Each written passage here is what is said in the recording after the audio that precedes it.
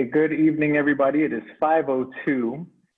So we're going to go ahead and get started. I believe we have most of our board members with us. Hopefully, if we're missing anybody, they'll join here shortly. So good evening. It is Tuesday, October 13th, and I would like to call this meeting to order. Just want to quickly say welcome to all of our board members, our staff. We're on cue, there's Nacho. Welcome to our staff. And to all those that are watching at home, getting to listen to Nacho this evening. Oh, Nacho. So we're going to call this meeting to order. Ms. Smith, would you do a roll call, please? Yolanda Clark. Yolanda Clark, present. Maxine Drew. Maxine Drew, present. Janie Humphreys. Janie Humphreys, present. Randy Lopez. Randy and Nacho are present. Wanda Brownlee Page. Wanda, you're on mute. Wanda Brownlee Page, present. And I think Dr. Nguyen may be 10 or 15 minutes late.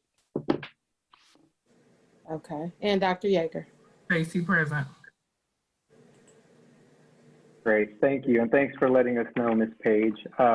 Before we get to the approval of the regular agenda, I just wanted to take a quick moment and acknowledge that over the last couple months, it's been kind of tough in our community where we've seen some losses, both in our student population, staff, and family members that we've lost for various reasons, some due to gun violence and some for other reasons. And so, you know, we did this at a board meeting previously and just thought it would be appropriate for us tonight to take another moment to acknowledge the lives that we have lost, especially of our student lives that have been taken at such a young age. So I just would ask if we could take a moment of silence to honor those lives of students that we have lost, of staff members that we have lost, pillars in our community in their own right. And so I would just ask if you all would join me in a moment of silence.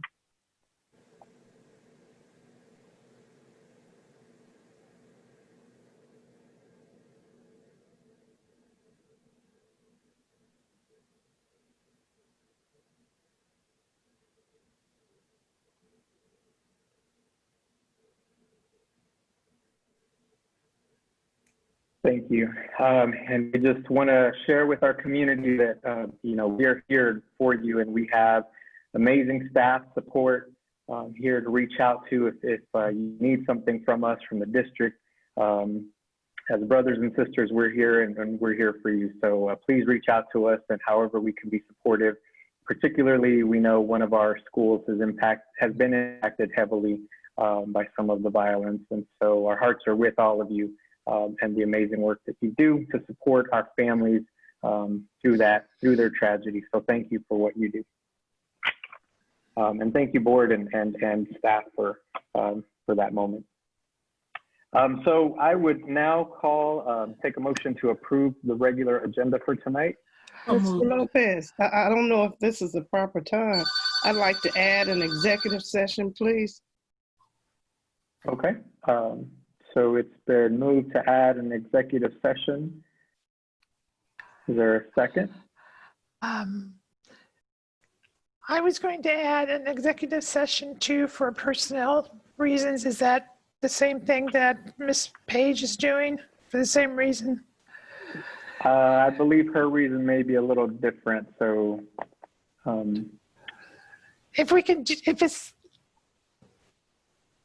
if it's a personnel reason, then we could have just one executive session if it's not Ms. Page.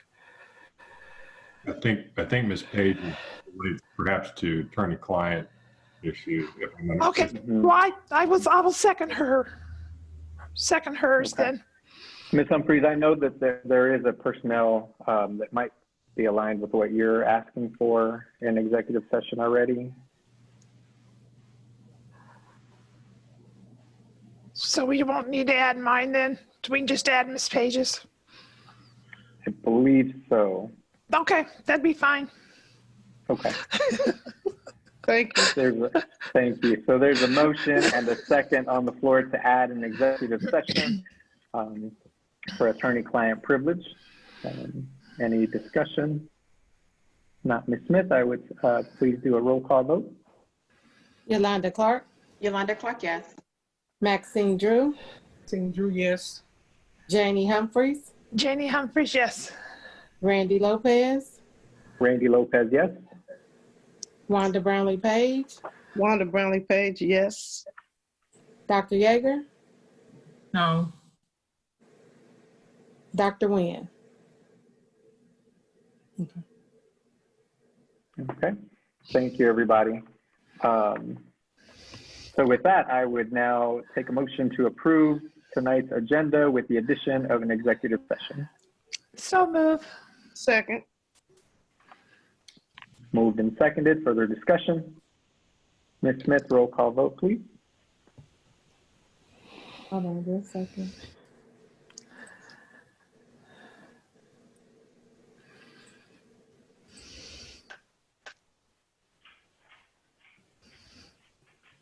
Okay, Yolanda Clark, Yolanda Clark, yes. Maxine Drew, Maxine Drew, yes. Janie Humphries, Janie Humphries, yes. Randy Lopez, Randy Lopez, yes. Wanda Brownlee Page, Wanda Brownlee Page, yes. Dr. Yeager. Yes. Great, thank you, everybody.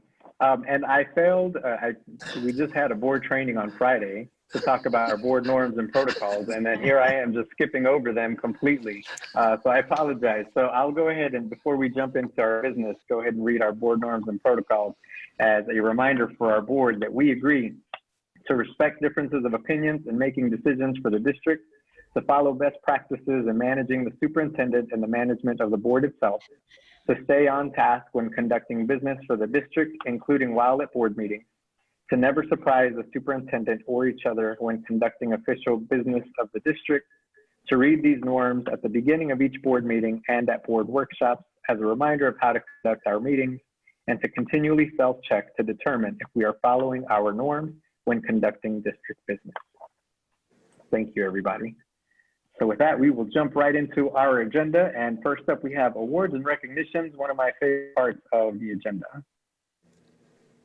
Good evening, good afternoon, Board President Lopez, Madam Vice President, fellow members of the board.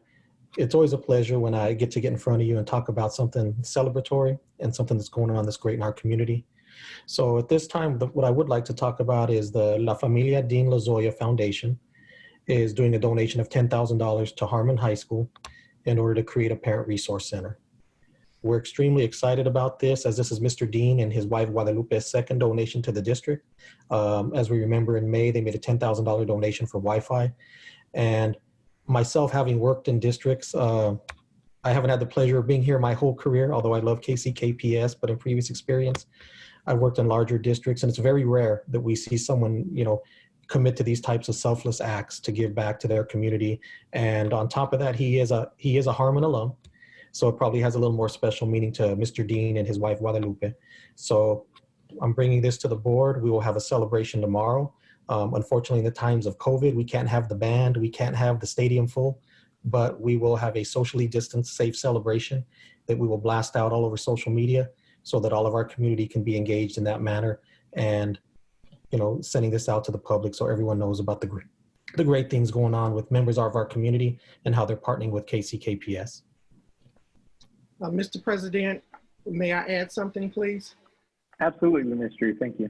Thank you. I recognize that this is a very monumental thing that is being done for the school district, but I am appealing to the Kansas City, Kansas School Board, to our interim superintendent, Dr. Miguel, to J.C. Harmon's principal, Claudia Flores, the distinguished pleasure to accept this technology and computer equipment to the school that is going to engage and support each student so that they can significantly gain knowledge toward completing their education. Because of these accomplishments in the district, I am requesting that we honor Mr. Michael and Guadalupe Dean Lozoya to acknowledge a title to this room as being called the Michael and Guadalupe Dean Lozoya Family Resource Center. because of the fact that they have really engaged and supported our school district. And I would like the board to approve that, please. You're making a motion? I'm making a motion that for the room that is going to be put in with the equipment, that we put a title on it named the Michael Guadalupe Dean Lozoya Family Resource Center. Second. It has been moved and seconded to name the room after Michael Dean Lozoya family. Thank you, Ms. Drew, for your words. Mr. Linkus, thank you for sharing that great news. To the family, we are so appreciative and excited for you to engage in our district in this manner. And we're just proud for our community. And this is a great moment. And Ms. Drew said it best. So any other comments or discussion from other board members or staff? If not, there is a motion on the floor. Ms. Smith, would you please do a roll call vote?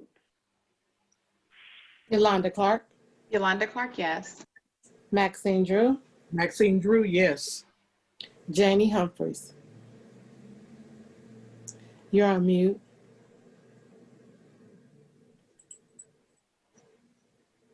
She put her thumbs up. Yes.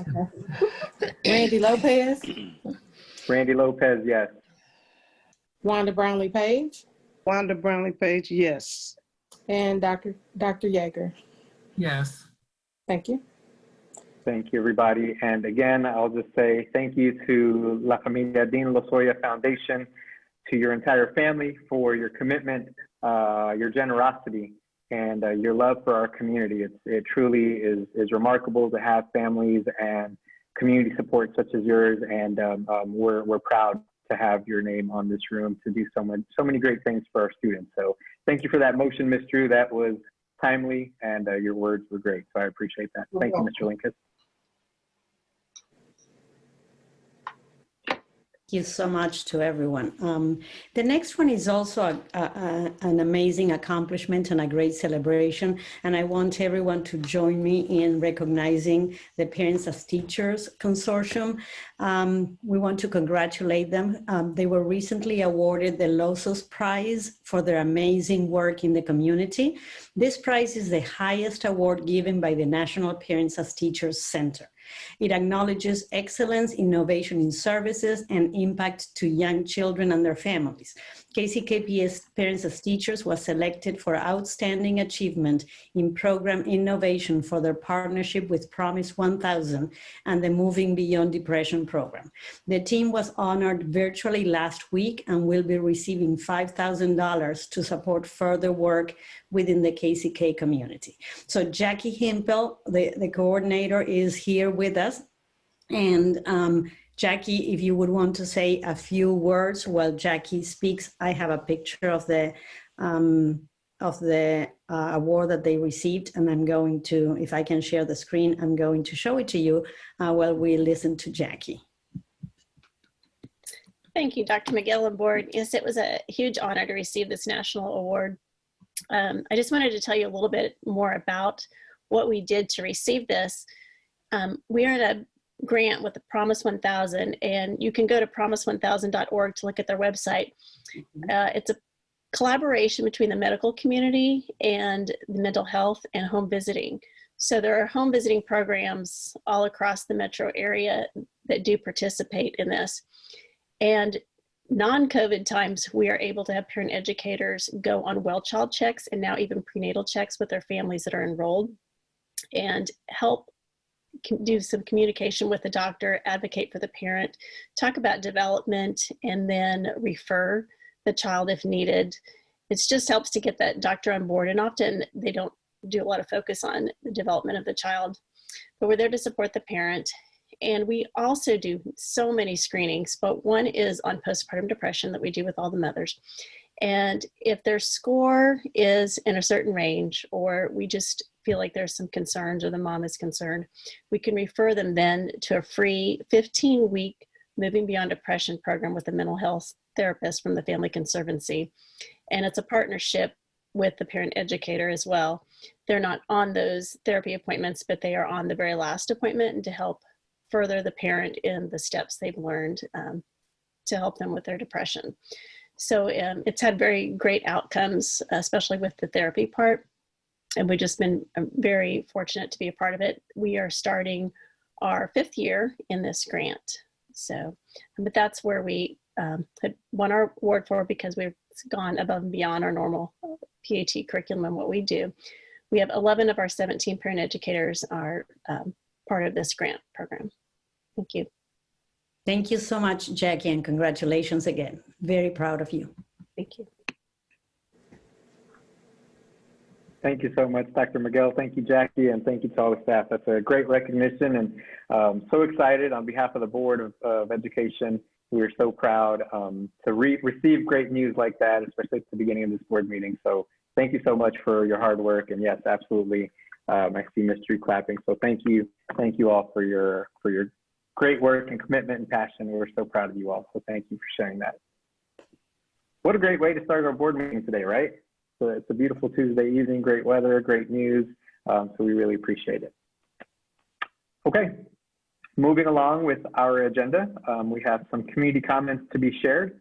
And so these community comments, just as a reminder for our community that is watching, if you would like to get on the agenda to submit a comment, please submit your comments the Monday before the board meeting at no later than 12 p.m. noon to our board clerk, and you can find her information on our website so that it can go on to the community comment section of our board meeting. I believe we may have had a couple of comments come in late.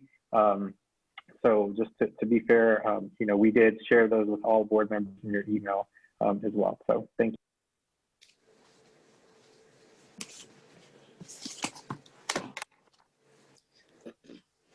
Dear District 500 School Board members, my name is Zach Davies, and I'm a teacher and head wrestling coach at J.C. Harmon High School. I'm writing to you guys just to give a little perspective on how virtual learning is impacting our kids and teachers. In class this past Tuesday, I had a girl break down and start crying because she was stressed from distant learning. She feels very confused all time, and it's all I can do to help her through a video screen. One of our students recently lost a sister to a drunk driver, and none of us can be there for him. We've recently had several of our students shot and killed. I had at least 10 of my student athletes reach out to me because they are hurting, but what can I do through messages and video calls? I had a girl that had to take a break during class so she could talk to her dad on the phone because it was the only time he could call from jail. I had a girl worried about being in a Zoom meeting when she was in the emergency room due to her battle with sickle cell. She was emailing her teachers, apologizing for not being in class and apologizing for not getting assignments done because the drugs she was on kept her asleep most times. I can't even count the number of kids whose parents are making them work full-time jobs during the day because they're not in school, leaving the kids to get their work done whenever they can, which is late at night. I have a young lady whose family is using her as a full-time babysitter because she's available all day. I have kids who have legit chances to get scholarships for sports, but they are so depressed right now. They're not attending classes or doing work. They have no motivation to do much of anything right now. I get about 10 messages a week from my student athletes telling me they miss me and asking me when are we going to be able to come back to school. I have parents contacting me because they're sad that their kids are so sad. They aren't able to go to school or at least come to school to do sports. I've probably had at least 40 conversations with kids trying to explain to them that they are just as worthy as all the other school districts because we're one of the only schools in the metro area not participating in sports. I don't disagree with your decision, and I know you are all trying your best to make the best decision possible for our students and their families. That's not what this letter is about. It's about how the kids are really struggling right now. more than I've ever seen. I've been coaching in the district for 17 years and teaching for 14, and I've never seen kids this low on themselves before, especially our student athletes. I truly believe that a plan for winter sports can be developed with a team of individuals in the district that have knowledge and desire to make it the safest environment possible. Sporting events have been going on during this entire pandemic, and I think we're at a point now that we can make this safe because it's happening all over the country with good success. I know my children have been active in sports, and I know some of your own children have been active as well. We all love to watch our kids do something positive, and right now our kids don't have the opportunity to do anything positive because we're not open. Our parents are hurting because their kids are hurting. Coaches are hurting because our athletes are hurting. Teachers are hurting because our students are hurting. And our kids, they're hurting the most because they don't have the support they need from the schools. We can only do so much from computer and phones. You know as well as I know, it's not the same as an in-person conversation, learning, assistance, etc. I know that school can't start up back to complete normalcy, but I think a plan can be created to start allowing kids to come to school for school-sponsored activities. Their mental health is suffering, and we need to do something or we're going to completely lose them for who knows how long. Our students need us and we need them. I want to thank you for your time, and I'm sorry you guys have to be the ones making these decisions. I can only imagine just how hard it is to be the ones with all of this in your hands. I would love to be a part of the process of reopening school, or at least winter sports if it is at all possible. My family has dedicated over 80 years combined in the Kansas City, Kansas School District. I just want to see kids thriving again, and right now, it's just not possible if we can't get them involved with something and soon. Once again, thank you for your time. Sincerely, Zach Davies.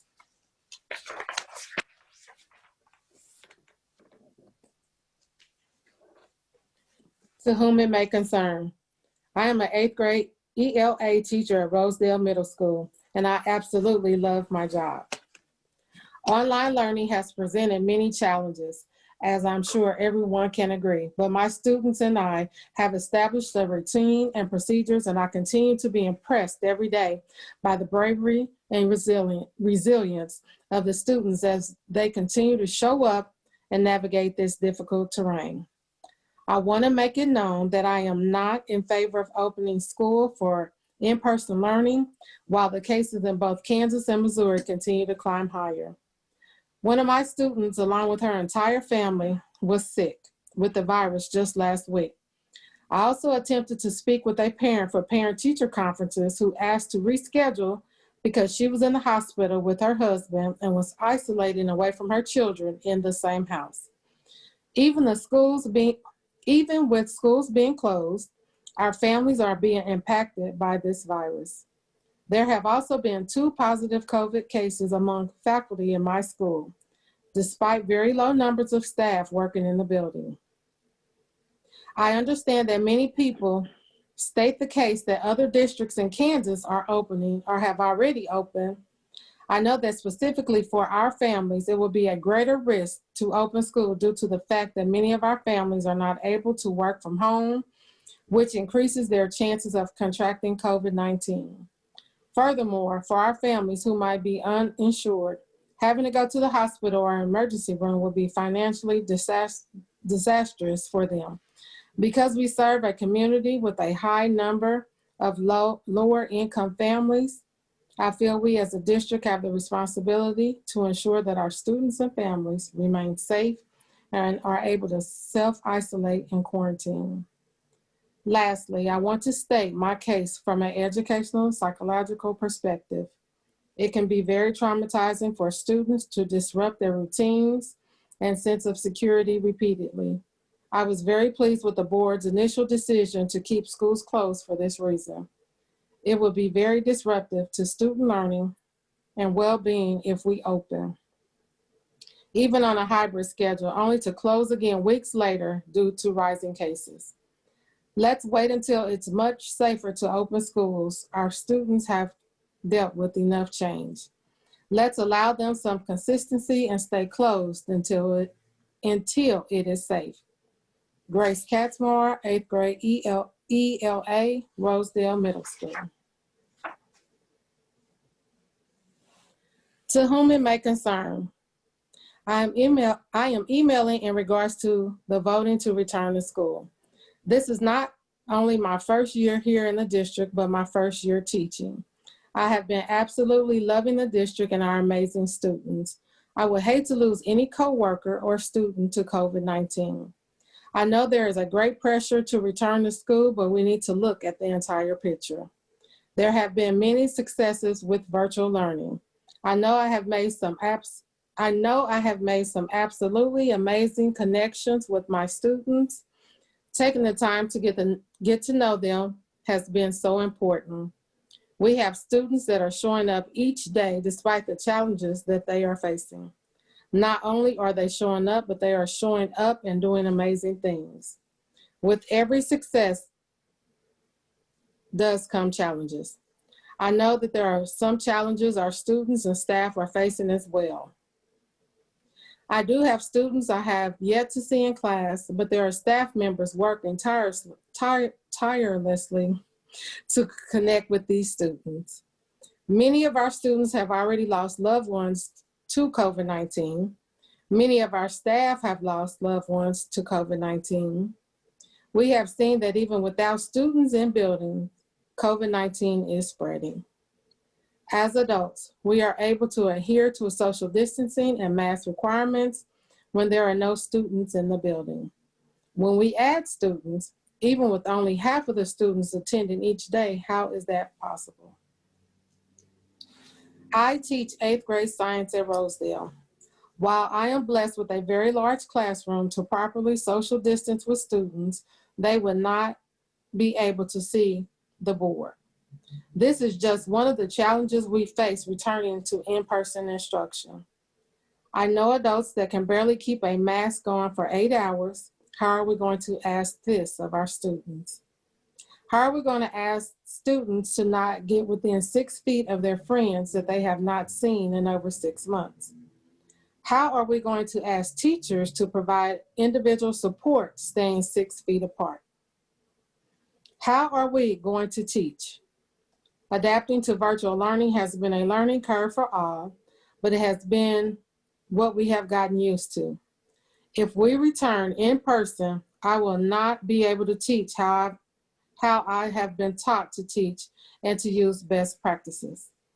We are not able to do labs, as I do not have enough materials for each student to have their own materials. We're not able to do group work easily, as students need to stay 6 feet apart. We are not able to use whiteboards and markers easily, as I do not have enough whiteboards to provide one for each student. We are not able to do paper assignments. I would not feel safe collecting papers from 115 students. If we return in person, not only will you be asking so much from these students, but you will be doubling the work of teachers. I am barely surviving currently. I work on an average 3 to 4 hours outside of contract hours each weekday, as well as working all day on Sunday. If we move to hybrid, I have no clue how I will prepare and accomplish everything being asked of me. You will be asking teachers like myself who are at a greater risk of having complications from COVID-19 to return to teaching in person before it is safe to do so. I understand the push for returning, I really do, but the district has not even asked teachers how they feel about this. The numbers in Wyandotte County show that in no way it is safe. If we return, we will inevitably lose staff members and community members to the virus. I hope we can be a district that continues to be innovative with virtual learning and puts the health and safety of all students, of all staff, students, and community members first. If we cannot have staff members or board members meet in person, how can we send students and staff back into the buildings? Thank you for your dedication to USD 500. Caitlin Templeton, Rosedale Middle School, 8th grade science. Leslie, did you need help reading any of these? You can go ahead with the next one, that's fine. Okay, great, I can help. To the Kansas City, Kansas Public School Board members, first let me thank you for trending these waters with the leadership change that happened. As a concerned parent, I do not feel that our opinions have been taken into consideration. I urge you to consider at least the hybrid model for children in Kansas City, Kansas Public School District, especially those in K-5 age group. These children are losing valuable time by not being allowed in the classroom. These are the years that the foundation is made in education. They are losing in both the 3 R's and social emotional learning. You cannot make a relationship in Zoom. Children are not logging on for education because their parents are working and they have nowhere to go and no one to help them. Some children are missing out on having a mandatory reporter in their lives. Some are missing out on the extra intervention that is needed. Speaking of intervention, my son is in the 1st grade. He reads at a 3rd grade level and does math at a 2nd grade level. I cannot get him the extra education he needs. It is no fault of his teachers. She is doing the best she can on Zoom with that many children. My child needs to be challenged. I need help from the school district. As my elected officials, I do not feel you have all the best interests of the children at heart.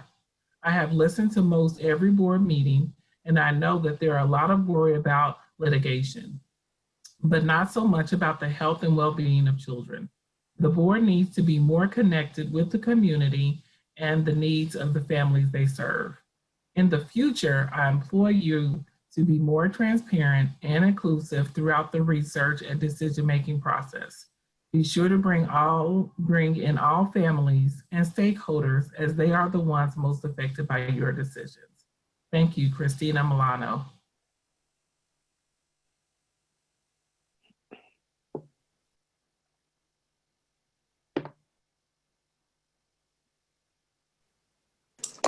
To the Board of Education, my name is Peter Vanderhorst, and I teach at New Chelsea Elementary.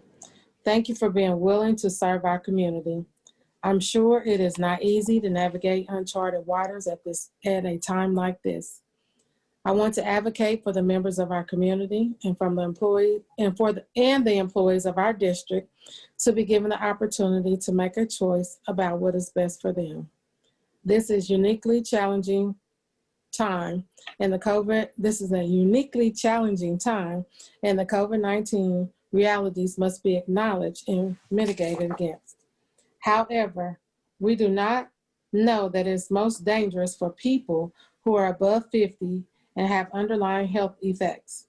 A large majority of our community do not land in those categories, and the primary measures that have been taken to prevent those people from being affected can be implemented without keeping all of our schools closed down. Cases alone are not the best way to measure the seriousness of the impact on our schools, family, and employees.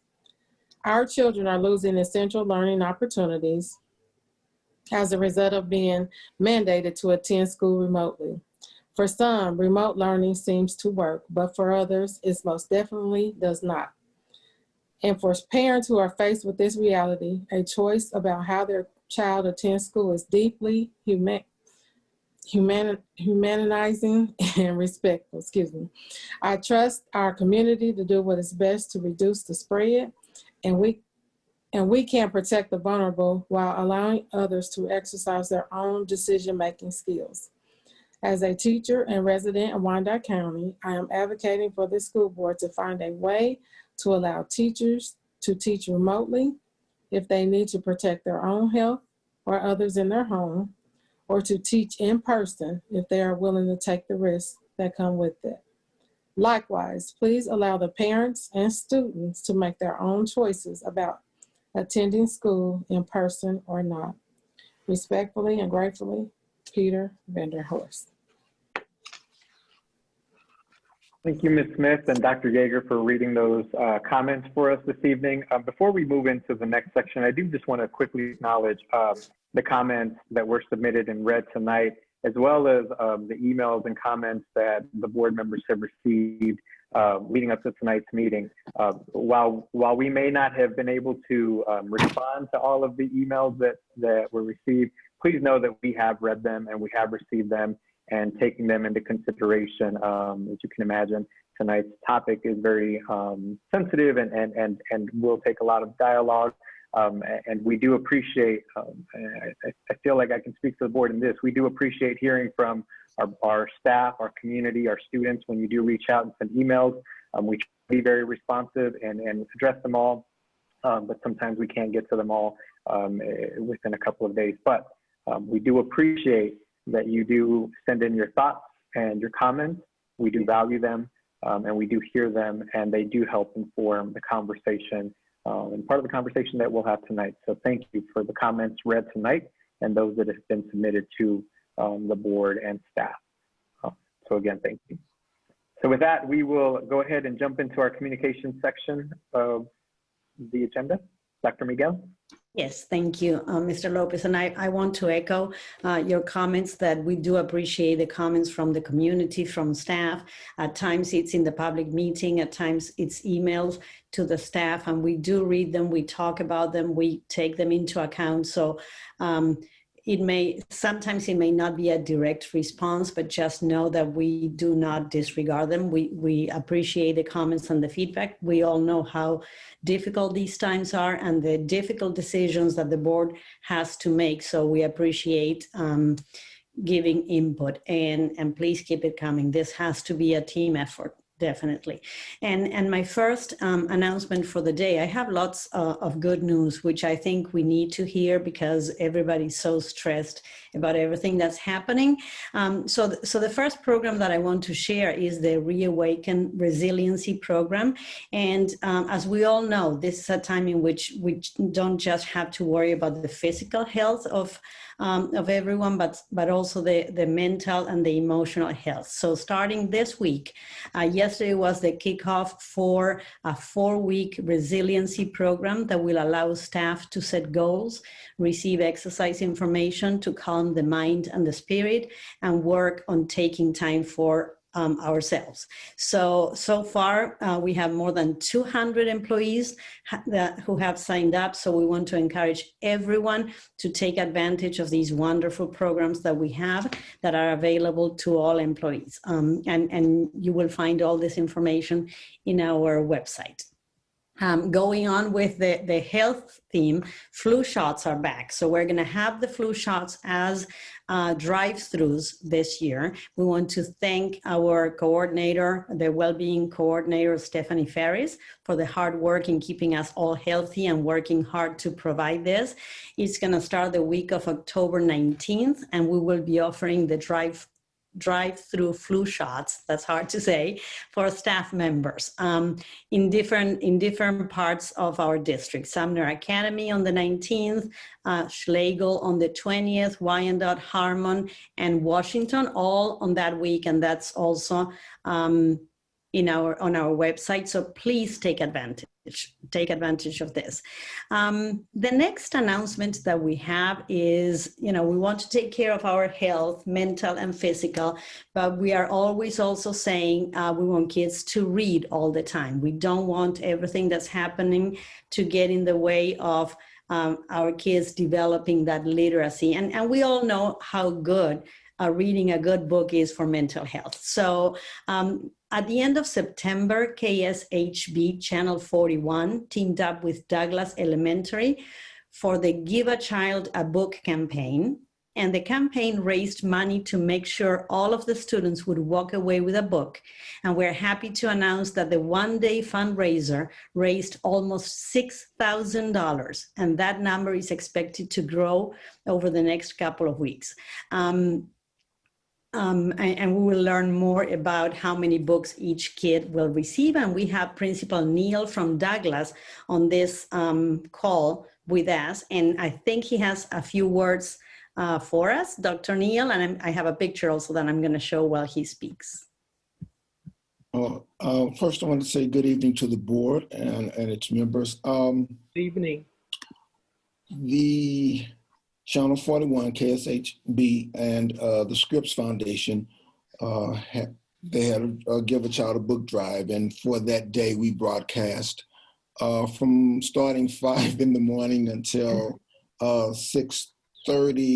The last broadcast was at 6:30, and several teachers were interviewed and spoke to the cause and getting people to donate. It was similar to a telethon, actually, and so that again, the almost $6,000 was raised, and also the station itself will collect some money from its employees, and Scripps Foundation will donate some additional dollars. So we don't know what the final amount will be and how many books that were purchased, but it was a very good amount for us and to get our children a book. And we talked about the importance of our students having books and enjoying, learning how to, or discovering the joy of reading. And so again, our teachers spoke well. They represented the cause well, the school, the district, and themselves very well on the news broadcast.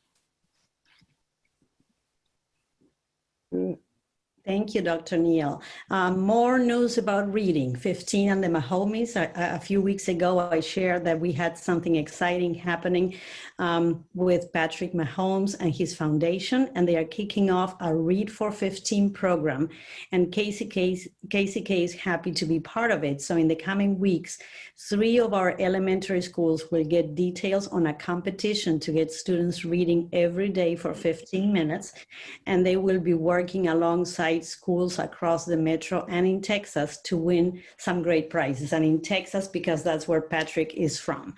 The 3 schools that will be participating are ones that the district has identified as needing growth in literacy. So this is a great opportunity to encourage kids to continue reading.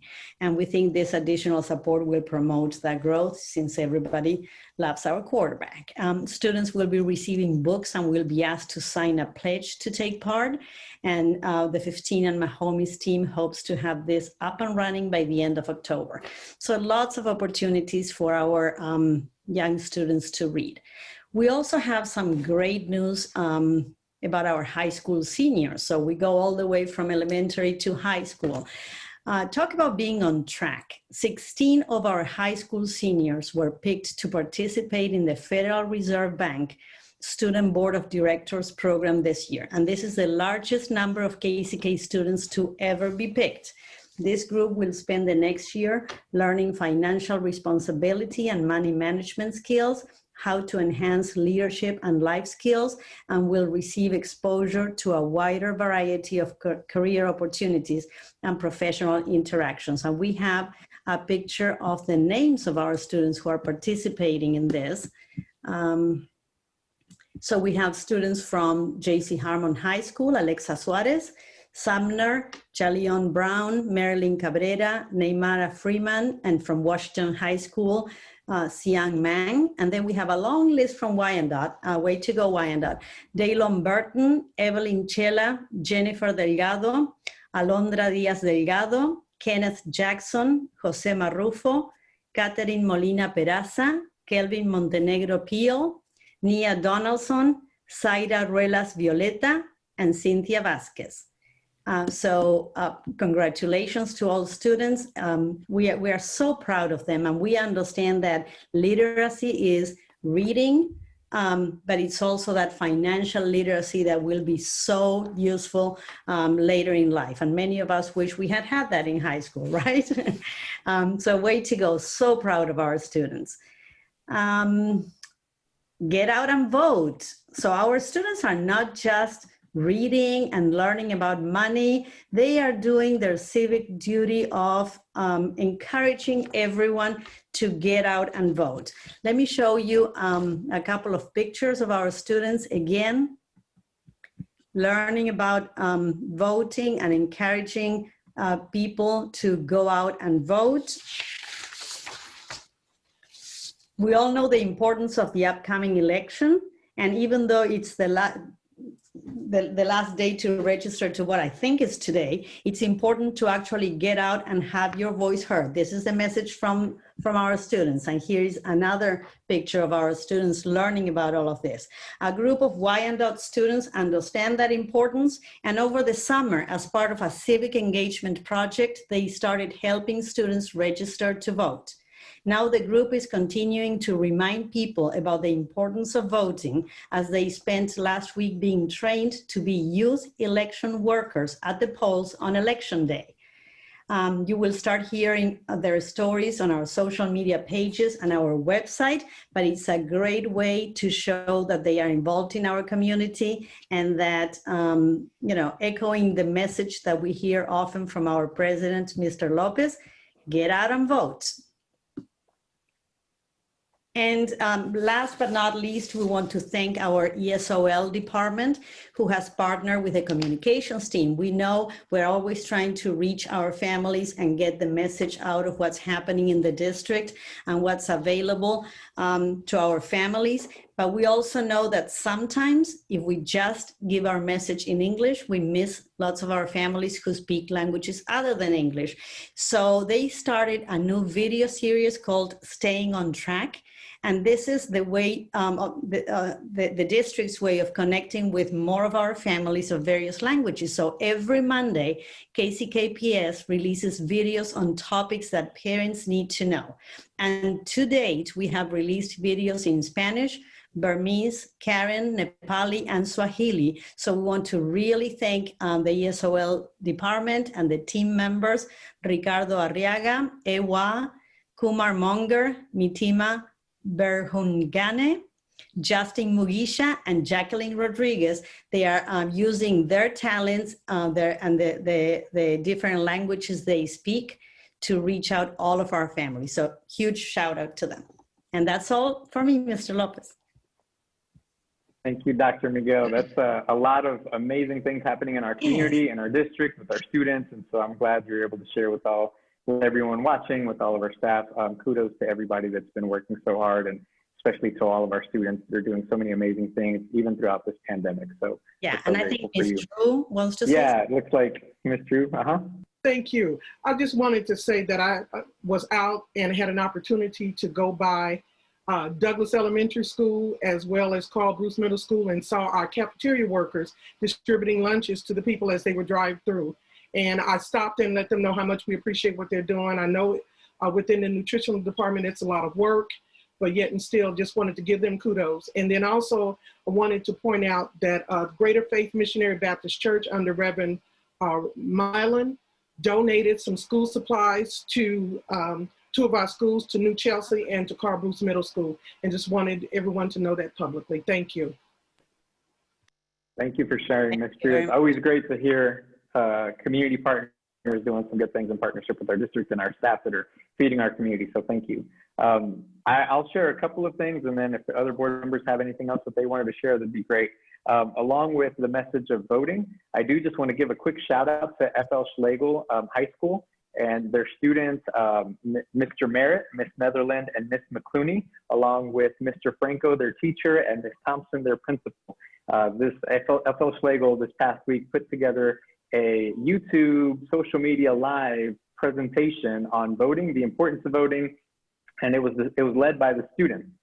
They gave information on how people can register to vote, the importance of the responsibility of voting, and then there was a panel that included myself, a local commissioner, and a local leader the president and CEO of El Centro, Irene Caudillo, and we talked with the students, and the students had amazing questions, questions from live audience from FL Schlegel. So it was really cool to see the students of FL Schlegel put together that panel to talk about the importance of voting. So I'm so proud of our students at Schlegel and the work that you all put together. Ms. Thompson, you all have a great crew over there, and Mr. Franco and our community partners that put that together. So thank you for that. I also just want to give a shout out to a couple of other high schools.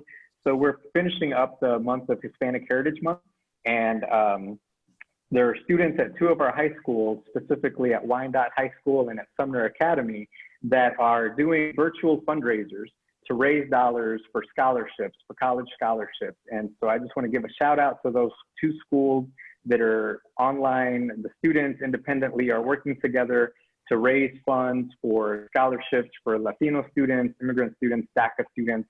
And together so far, they have raised almost $1,500 for scholarships. And so I just want to give them a shout out. You have 10 days to go and continue to give to their scholarship fundraising. Find them on hdfkc.org. You can find their teams and give to their teams to raise money for scholarships. So great job to those students that are just being active in our community. It's great to see. Thank you for the work that you're doing. And then lastly, I just, and I know we're going to touch on this here in our discussion soon, but I just want to acknowledge, we're 5 weeks, I think 5 weeks into the first quarter, the first semester. And, we all know that this is a challenging time. And I want to acknowledge the hard work of our staff, all of our staff, administrative staff, leaders, teachers who are going above and beyond to do the work of teaching our students. And to our students and families, we know that it's not easy, that there are challenges, there are some struggles. We acknowledge that. We know that this isn't perfect, but you all are rising to the occasion and going above and beyond as well. And so I know we're 5 weeks in, and I don't want to make it sound like everything has been great, but you all are working so hard, and I couldn't be prouder of the work that you all are doing together to make this semester go as smoothly as we can. And so we're going to have a discussion today, but I just wanted to acknowledge the work that's being done in these first 5 weeks of the quarter. So thank you. With that, I'll open it up if there are any other board members that had anything else to share. Thank you. If not, then we will continue on with our agenda, and we have some board updates. So the first one on COVID tracing. And that is the recommendation to accept as an informational item with possible action to follow the COVID-19 contact tracing systems through Frontline, as submitted by Elizabeth Morris, the district health coordinator, and recommended by myself. Good evening, Board President Lopez, Vice President Page, members of the board, and Dr. Miguel. This evening, I am presenting to the board for consideration the purchase of a program called School Health Management. At this time, the school district does not have an electronic health record that can support the documentation of protected health information for staff as related to COVID-19. School Health Management will assist the district with case management and contact tracing of both students and staff who have tested positive or who have been exposed to someone who has tested positive for COVID-19. It will help us streamline documentation and notify supervisors and building leaders of positive cases in real time. School Health Management will also provide the district with an app where staff can complete a daily health screening. Overall, we believe this program will put the district in a position to effectively and efficiently manage and track positive cases that may occur within the district. I'm going to turn this presentation over to Miley Nigg from Frontline, who is going to present School Health Management to you in more detail. Thank you, Elizabeth, and good evening, everybody. I believe Jay Gross might have a couple of words first. Yes.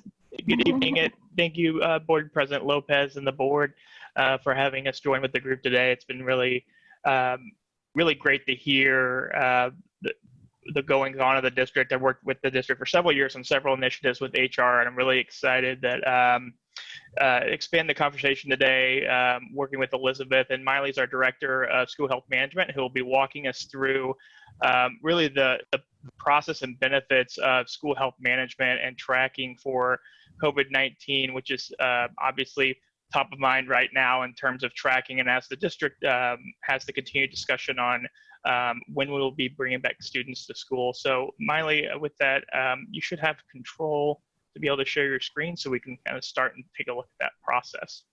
Also, I just wanted to confirm, in respect for the board's time tonight, how much time we have allotted for doing an overview, and then if we're going to be having a question and answers after that.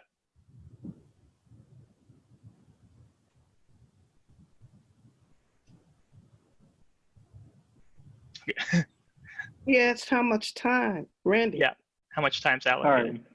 All right. How much time do you think you'll need? I wasn't sure.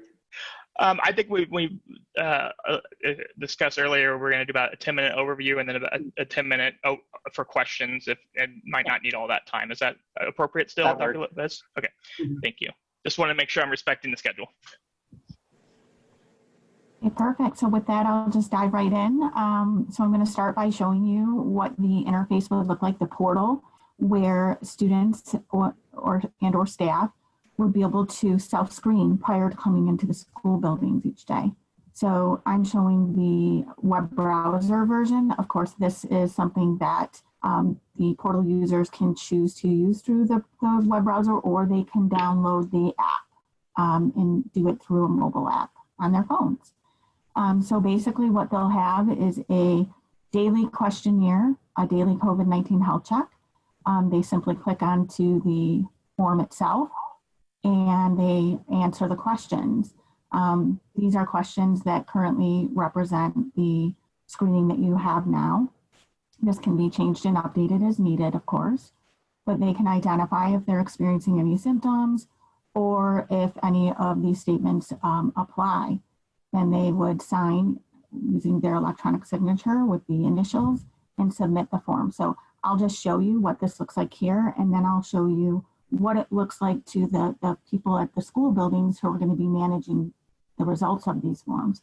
So we'll just say that he has a fever and a cough, and then we'll submit, and now it will come out of my to-do list. I'm going to hop over to the view for the school building. This would be the school nurse or potentially a principal. Anybody who you choose as a district to give rights to the system would be able to have this dashboard. Jake, can you just confirm for me that it switched over to the dashboard view? Okay. So here they're going to be able to see at a glance how many questionnaires or percentage of the questionnaires that have been filled out for the day, and of those, how many failed. If the person chose any of those symptoms or any of those statements, that indicates a fail. Otherwise, if they acknowledge that they're, to the best of their knowledge, everything is fine, that would be a pass. You're going to have some graphs to show trending over time. And you'll be able to see the list of the people who did not fill out the screening that day. So if somebody comes to the school building and they had not filled out the questionnaire, you'll have visibility, or the school building will have visibility into that by quickly clicking onto the list. We separate it, student list from staff list. And then if there's a fail, then you can actually click right into the questionnaire itself and see how that person responded to the questionnaire. So here they can see that they had a cough and a fever, and they can go right into the case management from here. In the case management, you're going to be able to capture information like when, is this potential isolation or quarantine, dates of first symptoms, the date that the person first started seeing symptoms, if they tested positive, and then you also can capture those dates on when they're going to be out of school and when they're due to come back, and that will present on the dashboard as well. So you can see at any given moment who is all out for quarantine or isolation and when they're expected to return. And I just want to stress that when I say you'll be able to see, it's only the people who have the rights to see. This is a completely HIPAA and FERPA compliant solution, and all the security is very partitioned so that only people who need to see or know will. And that's all district controlled. From here, you also have the contact trace tab, and this is where you'll be able to see anybody who that person has come in contact with at the district. So any siblings, any examiners who have provided any kind of encounter, like an office visit or maybe a vision screening, anything like that within the last 2 weeks. And we will pull in class schedules, so then you can see the list of students that have been around this person, as well as staff. Then we also have other dashboards that can be used for visibility and early warning systems.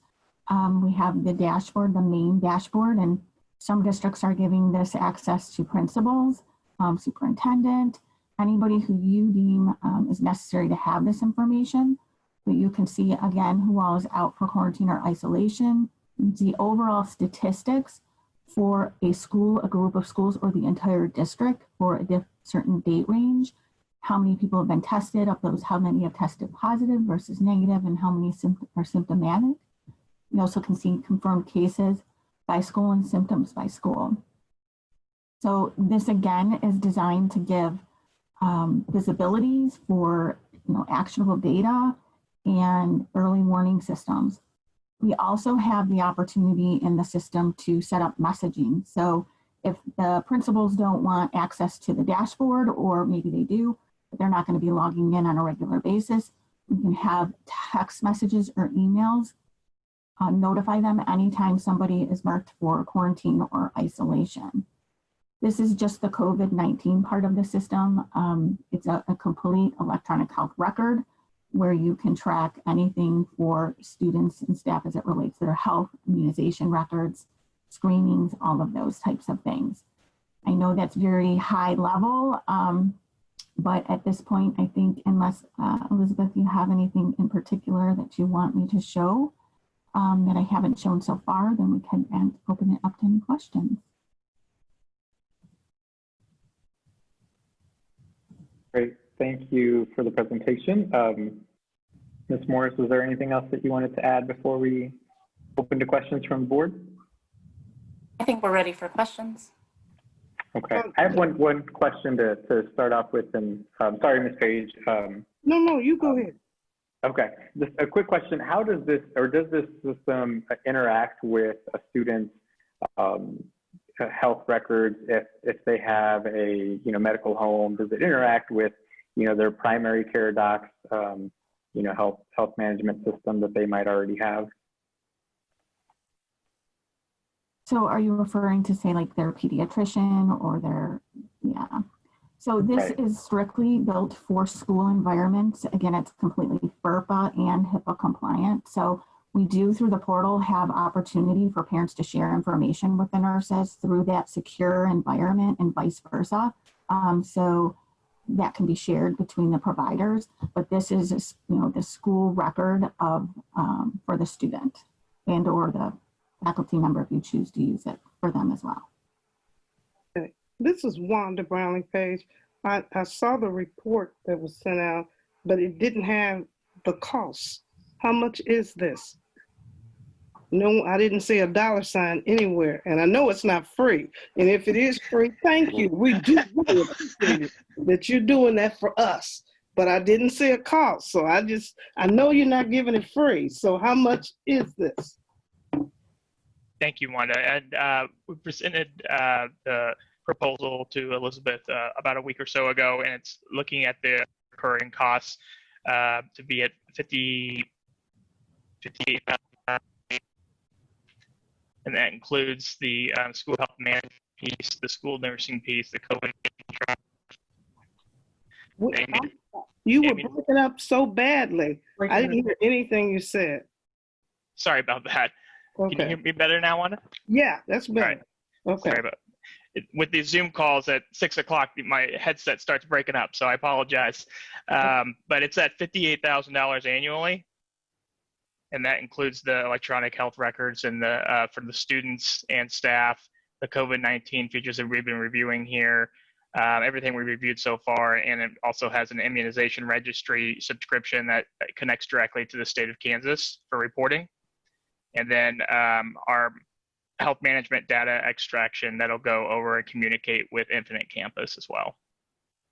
Okay, and then my next question is, if somehow this system doesn't work, that 58,000, does that include maintenance that you're going to come out to every school or any school where there's a problem and fix it? Well, the great thing is that the system is software as a solution, and it's web-based, just like our other solutions that the district currently uses with Frontline.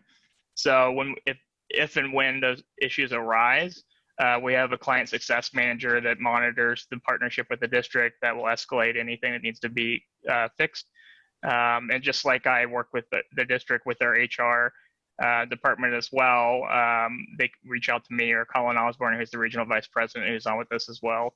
And we're here in Kansas City, Wanda, so we're not far away if something comes up, but we definitely have a well-seasoned support staff to assist the district with this as well. Okay, and then my other question, I thought the young man was in the 2nd grade. I was trying to look at it. Aaron? The person is going to, a kindergartner, a preschooler, they're able to do all of this without any assistance? You mean the questionnaire? Because they have to be the questionnaire. Mm-hmm. Yeah. So the questionnaire and deciding, it's really district to district and how the district policy is. If they choose to use the portal for parents to report on students on a daily basis, some of our districts feel like that is something that parents can achieve. Others feel like that's just a too big of a task for the parents to take on. So it just depends on what the district's policy is around that. The nice thing is the app is bilingual with Spanish, and so especially for our community within Kansas City, Kansas, we're able to complete those things for the parents to do daily updates on the student health check if that's the direction the district decides to go. And I just heard you say Spanish and English. What about Hmong and some of the other languages? Are you able to transfer that over?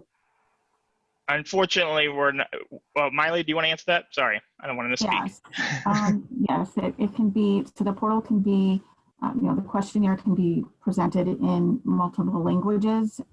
There's a huge list of them. So we can accommodate that. And even for the, I'm sorry. You said multiple languages? Mm-hmm. And then who for the district is going to manage this? I'll go back to Elizabeth, because we don't have enough nurses as it is. So who's going to be responsible? Because we still haven't filled all those vacancies. So who's managing this? And Elizabeth, this may be a good time to share how we're managing now so that we can appreciate the difference. Yes, so currently if we have someone who has been exposed or test positive, a supervisor or the employee themselves will reach out to myself, and then I will direct that to the building nurse if it's within a school building. If not, then it will be, there's several of us who share that responsibility for like district office or North Central office or departments that don't have a school building. And then we'll contact the individual, take all the case information, and then we transfer it into a Google form, which goes into a Google spreadsheet. And I'm the only one at this time that has access to that Google spreadsheet. So there's approximately 30 nurses who are managing cases on a daily basis and consulting with me. And then when Human Resources needs to know, then I have to share that information with them by looking up that Google spreadsheet and accessing the information that the other nurses have entered into it. So right now it's a lot of documentation being done by a lot of different people, but it's hard to access. I'm the only person who can really do that at this point. And so by moving toward this system, we would be able to give privileges to certain supervisors or human resources representatives so that we could access that and share that in a lot more easier way. And does this information go to the health department? When we have cases that I report out to the health department, I only provide the information that is required. So they wouldn't get the entire case investigation, but they would get the important information. Because they track and trace too, do they not? They do to some extent, but we pretty much handle all of the contact tracing ourselves for the district. As you probably know, health departments are very overwhelmed with the number of cases that they're managing, and they also don't have enough staff to keep up and contact people in a timely fashion to really place people in quarantine and prevent transmission. And so from the very beginning, we took it upon ourselves, the nurses did, to go ahead and reach out to close contacts and notify them as soon as we knew, so that they're not waiting for 7 to 9 days for the health department to get in touch with them, at which point they've already exposed, a week's worth of contacts. So we actually manage that in-house, and then we report that information to the health department. Thank you. Hi, this is Dr. Yeager. I have a couple of questions. So when we think about the budget, what line item would this come out of? Also, are we talking about only people who would be coming to campus, not personal home information? To clarify those two questions, please. I'm sorry, Dr. Yeager, can you repeat your second question? Yes, so these are the tests that we'll only ask people to test if they're planning to come on one of our campuses or one of our buildings, not from personal in-home if they're virtual. I believe that's correct. So if they were exposed, if they were working remotely and they tested positive, if they let us know, we would make note of that in their staff or student health record. But if they're not going to be on campus, then it's not necessarily important that we know. But if they are going to be on campus, then of course we would need to be able to contact trace that. Okay, and then to Dr. Miguel, what about budgeting? Where would this line item come from? So Elizabeth, how have you identified that? I believe it would be, I don't know if Wayne Carell is able to speak to that. He has had a chance to review that contract. I don't know if he could speak to that. There you go. Hey, actually, the budgeting part would be determined by the department head or the finance department. It's purchasing, we make the purchases and review the contracts, but budgeting decisions are directors of departments or the finance department. Okay, thank you. This is Wanda Brownlee Page again. Now, correct me if I'm wrong, and I'm quite sure they will. Now, this is $58,000. Were there any other bids taken? And do we get a chance to see those? I know after a certain dollar amount, you're supposed to get other bids. We compared this to what we currently have, which is Infinite Campus, and it is not able to provide us with a staff electronic health record. And so there wasn't really anything that they had to offer us there to compare. And I am not aware of another product that's able to do what this school health management can do. Okay, but did you search out to see if there's other companies besides this company that's doing the same thing? Because we should have 3 bids. And because this is, because this is proprietary, it is exempted from the bid requirement. Because this is a specific thing. It's like you know, copyright for a book or something like that. It is specifically, software and things like that are specifically exempted from the bid requirement in the statute. Okay. This is Yolanda, and I have a couple of questions. So the software that we're looking at is COVID-19 related only. So that's the only thing that it will solve for. Not saying that COVID-19 is not a big deal. I just want to make sure of where the funds are going in the software. So the contact tracing and case management piece is part of a bigger school health management program that they're able to offer to us. Currently, we're doing all of our documentation on student health visits in Infinite Campus, and that's working. I wouldn't say it can do, I don't know that it can do everything that this product can do, but at this time, that's not our priority. So we would receive both packages or both programs, but initially, this is all we're really after. I think this is standalone is worth, you know, having that other program as another. The other thing is the icing on the cake, in my opinion. Have we tried to see if it works on Infinite Campus? Because, you know, we're spending a lot of money. I'm not saying it shouldn't be spent, I'm not debating that. But, and then we get complaints that, you know, we're spending a lot. If we already have some things, have we really looked to see if it really works, and we'll do it? And maybe you don't know, but we can find someone else who might have the expertise who can find out, can this system do this? I know I've spoken with TIS, with Rashid and Penny, who handles Infinite Campus, and from what they have told me, that it's not able to do the same things that this product can. Wanda, this is Colin Osborne, the Regional Vice President for Frontline Education. I think it's important for the audience to know today, and I think that's a really good question that you posed, Wanda.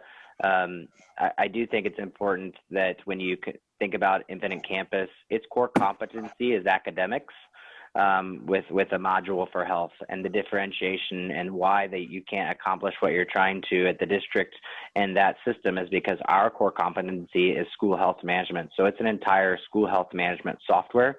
The COVID tracking, tracing, and documenting is a component of it. But that is the reason why the district sought out an additional functionality that doesn't exist in a student information system. This is Dr. Nguyen. I have two questions, please. And I guess this is for Dr. Miguel by way of Wayne Carell. I do believe, though, whether or not a service is required to be bidded out, the board can request to see other comparable products. And if I'm incorrect, I'm sure we can get a ruling on that. And secondly, Wayne, do you want to address that? Well, I was going to say, yes, you can. You know, when we did the student information system, we put that out to bid, even though it was under a cooperative agreement. And so we can put it out to bid if you like. Thank you. And then secondly, I guess for the nurse, have you had a conversation with the Wyandotte County Health Department? I'll just put the question mark there. I speak with the health department almost every day, so I'm not exactly sure. I'm sorry about this program. I mean, I understand you speak with them every day. So I apologize for not making the question clear enough about this program of tracing. What are they using? I believe they're using a state program. They wouldn't be using this because this is geared towards schools. And do we have access to that state program? We do not. Okay. And what other school health software do you know is available? I mean, you said you've been working with this company. If we were to ask to see other products. I know that other school districts that are smaller are using what we're currently using, which is that Google form and a Google spreadsheet. Like I said, it's not very efficient. And as far as other programs, I am not aware. I've looked, I've searched reached out to other school districts. I'm not aware of a similar product. And I guess the last question, thank you. Who is expected to complete I guess does this replace daily health checks? Or are there daily health checks occurring? We do have an employee screening questionnaire that we ask all staff to fill out daily before they come to work. But again, it doesn't have the same functionality that this does. We don't have an app. So this would allow supervisors to manage it and monitor it a little bit better.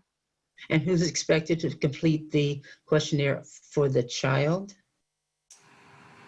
We haven't decided if we're going to move forward with having every child's parents fill that out daily. I think that may be a challenge. I don't know that we would get 100% compliance, but that would be a decision if we wanted to go that route, that we would have that ability. So is that a component of this $58,000 software? Yes. Okay, so it can do both. So if I understand correctly, you're suggesting that there's a $58,000 price tag, of which only a portion, I won't say 1/2, but only a portion is under consideration for usage, and that being the adult staff component. Is that correct? We would use it for both students and staff. Okay. So I think the question is if kids are not going to complete the questionnaire, Correct. have students who have symptoms, then would a nurse enter the questionnaire, Elizabeth? No, we would not have a nurse do that for every student daily. Okay, so I want to point out that we're bringing this as an informational item, so no action is requested today, and I would encourage the board to submit any more questions unless we want to continue with the questions. But I wanted to just make sure we understood we're not asking for a motion or any action, but we wanted to present it to you as an informational item. We'll collect all of these questions.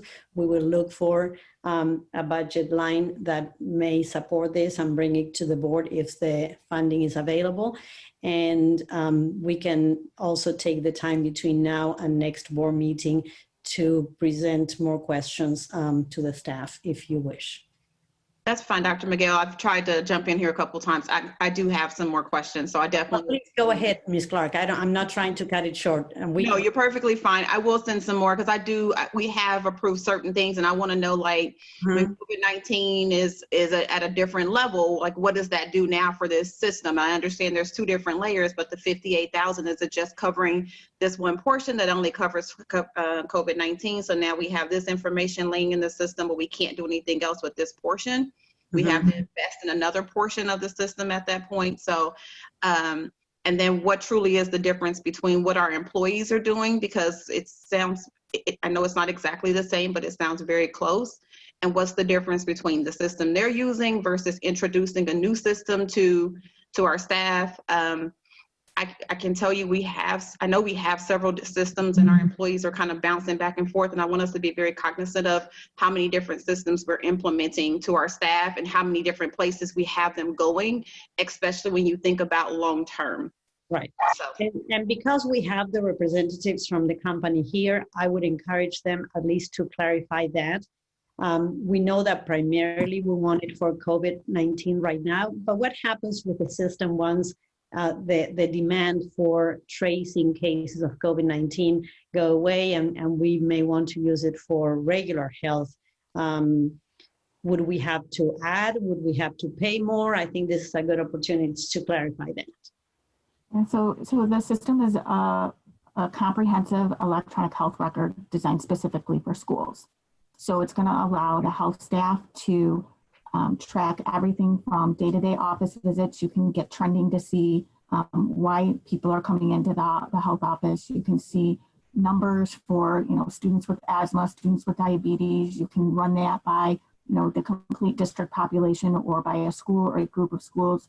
You even can look at this type of data in certain programs within the school district. So if you want to see how many certain types of infections there are on certain sports teams. So there's all kinds of reporting functionality in order to have insight into health trending so that you can make more informed decisions.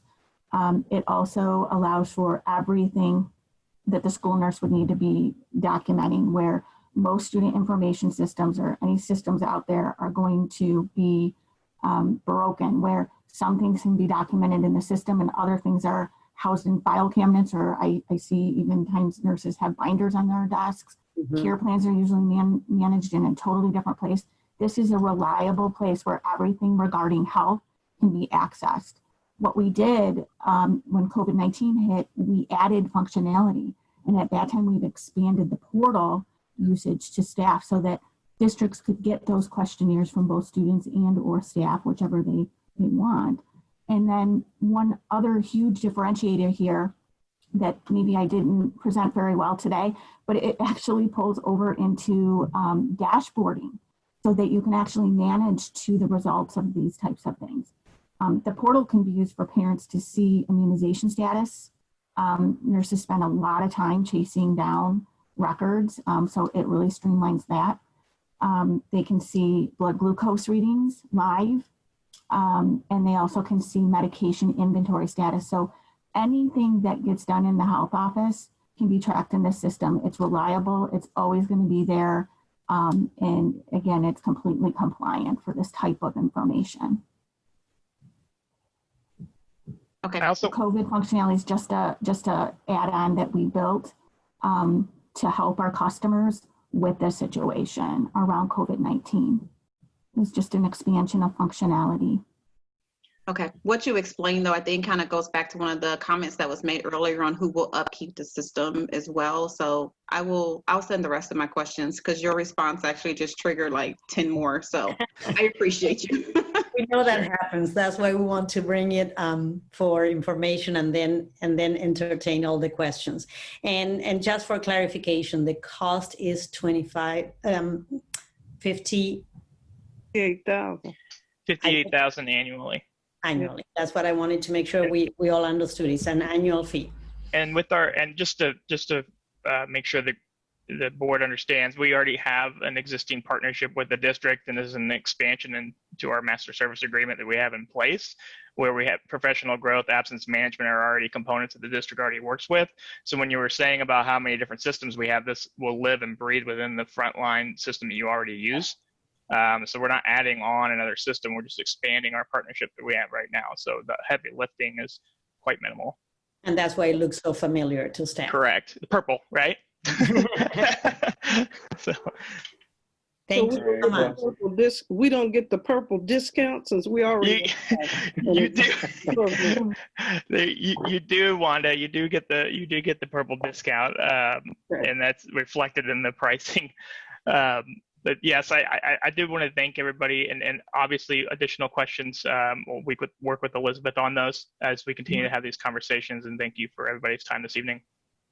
Thank you. Thank you so much for your time today for the presentation, Ms. Morris, and thank you everybody, staff, or board, thank you for your questions. Please, as Dr. Miguel said, please send any additional questions that you have to myself and Ms. Page and to Dr. Miguel so that we can make sure we get those to Ms. Morris and others to answer questions. So appreciate the time and the information. Thank you, Ms. Morris. And as usual, we want to always emphasize, we do appreciate all the questions you have.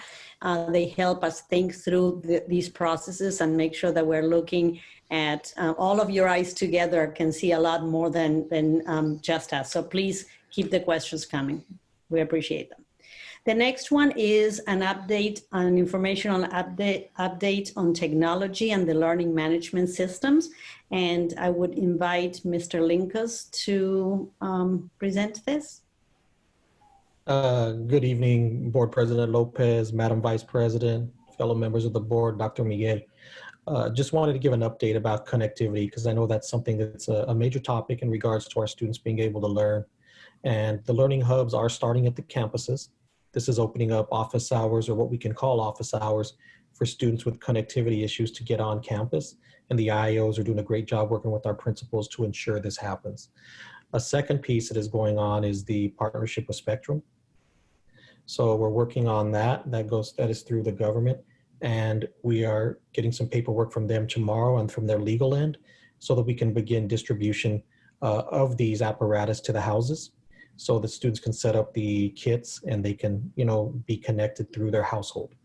That's kind of an update on the connectivity piece. What I'm going to do now is turn it over to Julie Leach, who's going to talk to you a little bit about the learning management systems. I know questions have come up about that. I have a question, and then I'm sorry. Mr. Oh, yes, ma'am. About the connectivity. Now, yes, ma'am. Spectrum said they were going to start October the 13th, if I'm not mistaken. Will they give us more time since they haven't started exactly when they said they were going to start? Because we were told the program would be over in December. So will they give us an extension? So unfortunately, the funding only runs through the end of this calendar year. What's happened is, unfortunately, and Dr. Miguel was part of this meeting with myself and other members of district staff, it got held up in the Department of Commerce. So their lawyers looked at it, and now Spectrum's lawyers looked at it, and that's finally finalized. And that's why we're going to be able to hopefully start getting that out tomorrow or the following day. So that's why it didn't go into effect August 13th. It unfortunately got caught up over there. Okay, and then on the hotspots, you said the hubs and the connect, are they working? Do we still have people calling in saying they're not connecting? Is it working? Rashid, would you want to help out with the hotspot question? Yes. So I do get complaints that they run out of data, but overall, I mean, I've gotten maybe about 30 or so of those. So I think overall it seems to be working fairly well. And some schools have given multiple ones to families to help out. Okay, and then when I'm not a techie person and you're the expert, if I run out of data, then what do we do? So the data runs to the 13th of every month. So in fact, today, all the hotspots would have reset back to their full 10 gig cap. Or So, it should at midnight tonight. I'm sorry. So they recycle themselves automatically? They don't have to bring them in, ask for another one? It just automatically recycles? I'm just trying to understand. I don't understand. Yes, that is correct. So yeah, they don't have to do anything.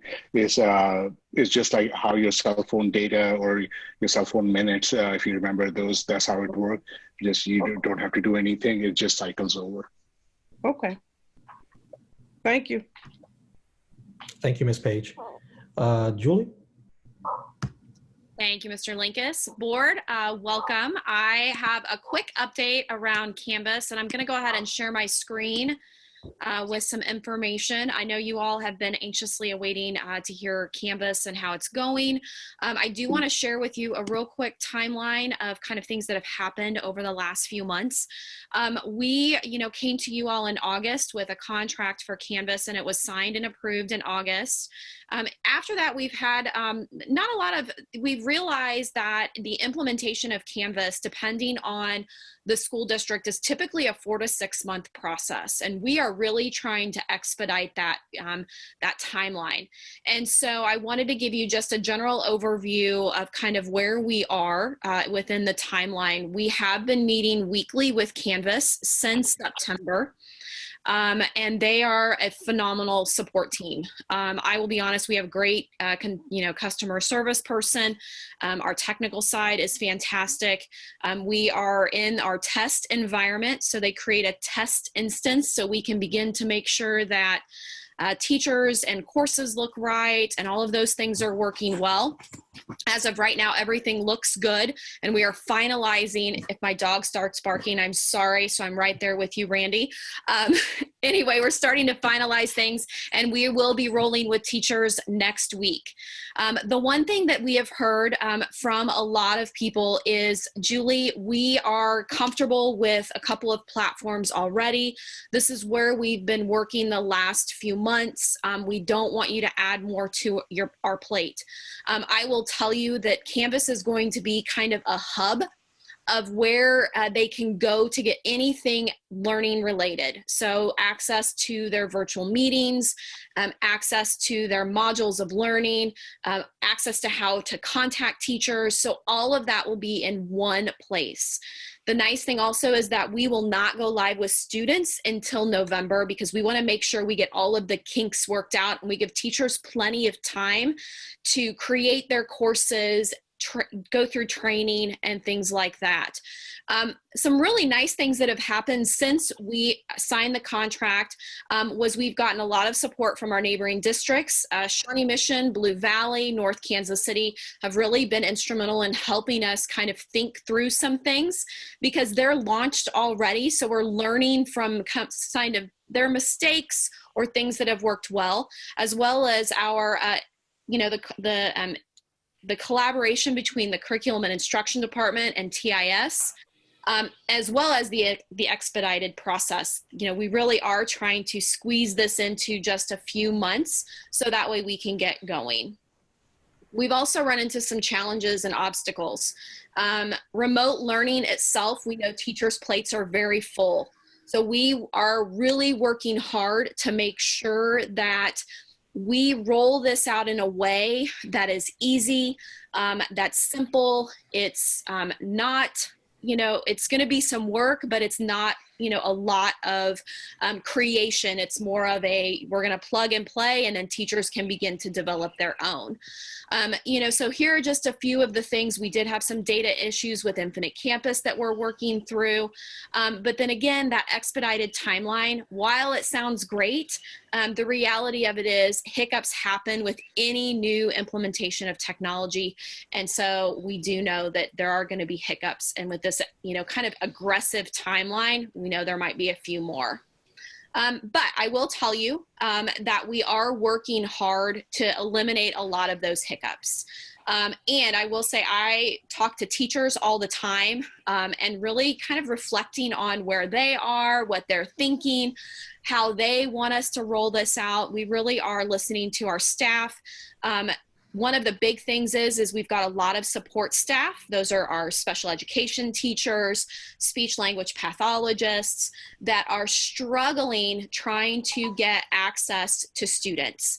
And this is going to be a fantastic way for them to get access to all of their students to be able to work with them remotely. And so we see the really positive things that Canvas is going to bring to Kansas City, Kansas.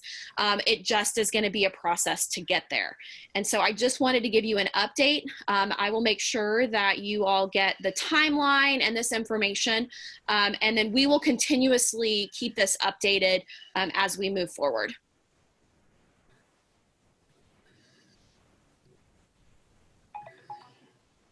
Great. Thank you, Julie. Thank you, Mr. Linkus. Any questions from the board? Any additional questions? Well, Dr. Nguyen, I have two questions, one for Ms. Leach and one for Mr. Hoda. So you said you've been getting help from area school districts. Are you getting help from the supplier? Absolutely. Absolutely. They are tremendous help. We actually will reach out to them more than once a week. So I have usually I have a weekly call with them, but then I've actually had extra calls to make sure if I run into a stumbling block, typically I can get access to them either the same day or the next day with support around any issues that we run into. Mm-hmm. Because in all honesty, I'm getting calls and others are getting calls that nothing works. So yeah. I appreciate your positive upbeat report, but the other side is not reflecting what you're saying. So what the teachers have been using is the teachers have actually been using the free accounts from Canvas that are managed through the Canvas instructor site that we can't actually support. So Canvas has to support them.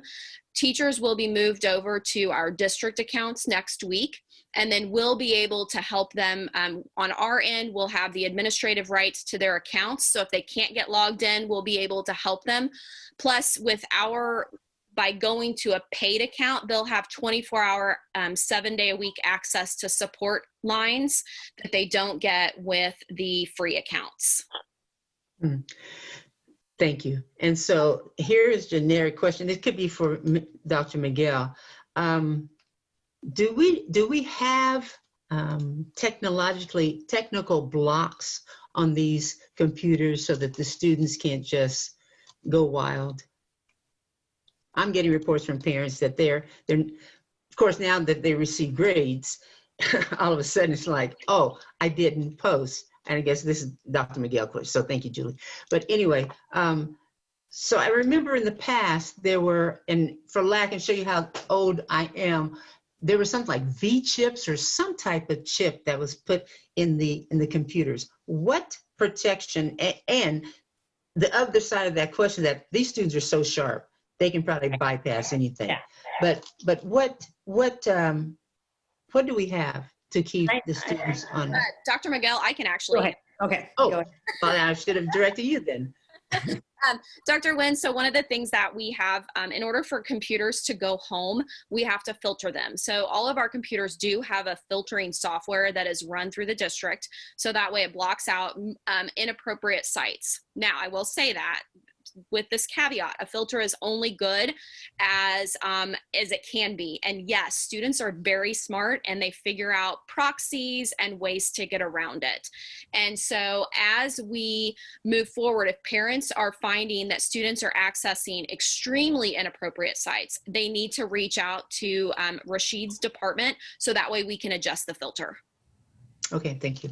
And I'll jump in here. And we get a request from parents, teachers to block certain sites because new sites come up every day that weren't, even on our radar. So we block them immediately. So all our devices, iPads, Chromebooks, MacBook Airs, they all have a filtering software on them. Okay. So even on YouTube, they have limited content they can't view because YouTube has a lot of inappropriate content as well. Thank you. Thank you, everybody. For the purposes of the time, and I know that was kind of an update, thank you, Ms. Leach and Mr. Linkus, for the update on Canvas. Board members, if you have additional questions on Canvas, please send those again to Dr. Miguel, myself, and Ms. Page, just so that we can make sure that we get those questions answered. But appreciate all the questions that came through, and Ms. Leach, Mr. Linkus, and Mr. Hoda, thanks for the information. But we're going to keep this meeting moving along because we have a lot to get to still. So thank you for that. But please, again, send any additional questions you have our way, and we'll get those answered for you. So next on the agenda, sorry, Dr. Miguel, I was just going to preface the next agenda item is the reentry conversation. And before we jump into that, and Dr. Miguel, if you have something to share as well, please do. I do just, again, want to just acknowledge the work that's gone into not just the plan itself, but everything leading up to the conversation today, the work that staff has put into it, the work that families and students have put into getting where they're at today. So we really want to appreciate that, but also acknowledge the challenges that we're all facing in this, and including staff and students and families. And so this conversation, I think tonight is very important and very sensitive. And I just hope that we go into it with an open mind and just being respectful and understanding that, hey, this pandemic has impacted everyone in a different way. And so just being sensitive to that. So Dr. Miguel. So the next item that we have is an update on the possible plans for in-person student return as we move along the 9 weeks of remote learning.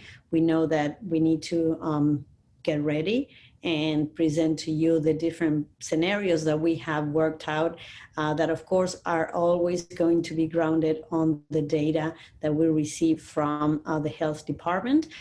So I also want to acknowledge the work that staff has done around this. We have met continuously, and the team has been really good about bringing in different stakeholders to the conversation. And we welcome the input from teachers who volunteer their concerns and their insight to this. So I want to make staff aware that as they share that information with me, I have shared it with the teams that have worked on this. So we have all looked at these concerns as well as board members' insight. So Mr. Linkus, if you're ready to go ahead with the presentation.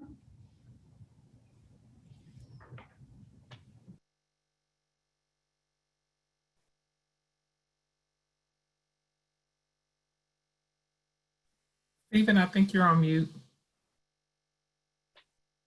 I tend to do that every meeting, so thank you. I might have to put an alarm. But once again, thank you for the opportunity to come out and back out in front of you, Board President Lopez, Vice President Brownlee-Page, members of the board, and Dr. Miguel. This presentation will have some similarities, and then there'll be some add-ons that we've done since our last conversation. So a couple of things. I want to thank you guys for taking the opportunity to read the amount of literature that we sent you. We know we sent you some example plans from an ECE, an elementary, a middle, and a high school. We're going to talk about more of the 30,000-foot view on it, as where your materials you received get more down into the nitty-gritty, into the details. And then once I'm done, we're more than happy to answer any questions that you have in regards to a potential return to school in a hybrid model. So as we look at the plans, right now we're currently on Plan A, which is our remote learning plan. So when we look at the recommendations of what we can do is we can continue with that plan.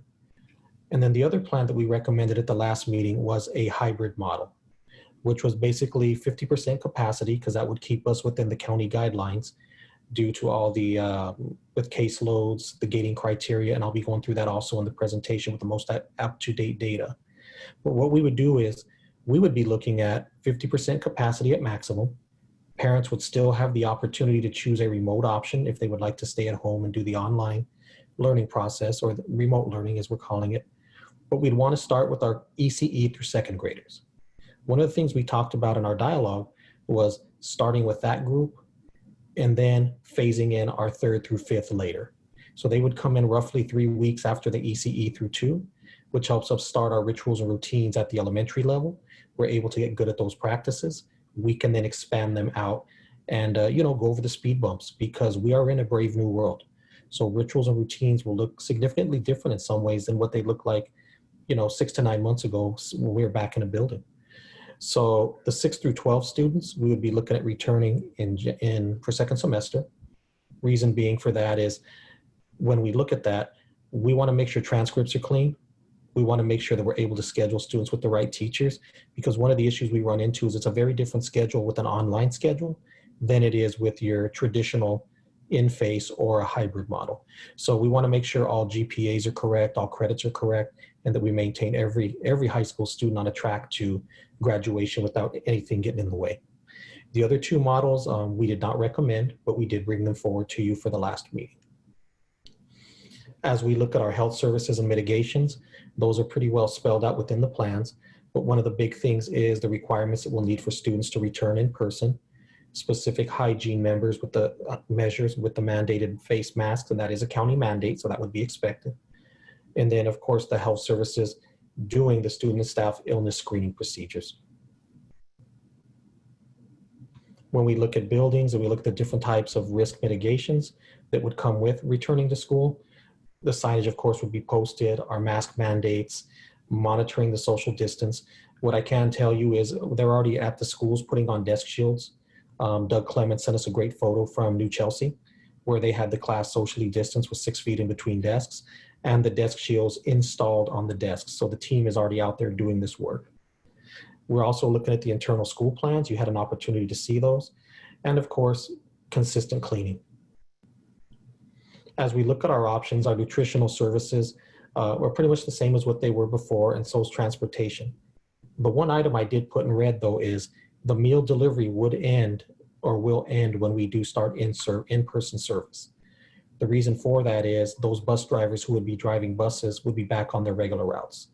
Those cafeteria workers who are doing that will be back at their campuses serving food to the students who are returning to the school sites. Our curriculum, instruction, and technology plans, those are the same as what they were before. Technology use is still there. Students will still have their computers or laptops or iPads, depending on the school level. And of course, we'd offer the full education like we are now. One reminder, our kids are still taking college classes, and we still have our partnerships with KCKPS. So talking about surveys, we just did a survey with parents, and we were able to get about over 5,000 students represented within the responses.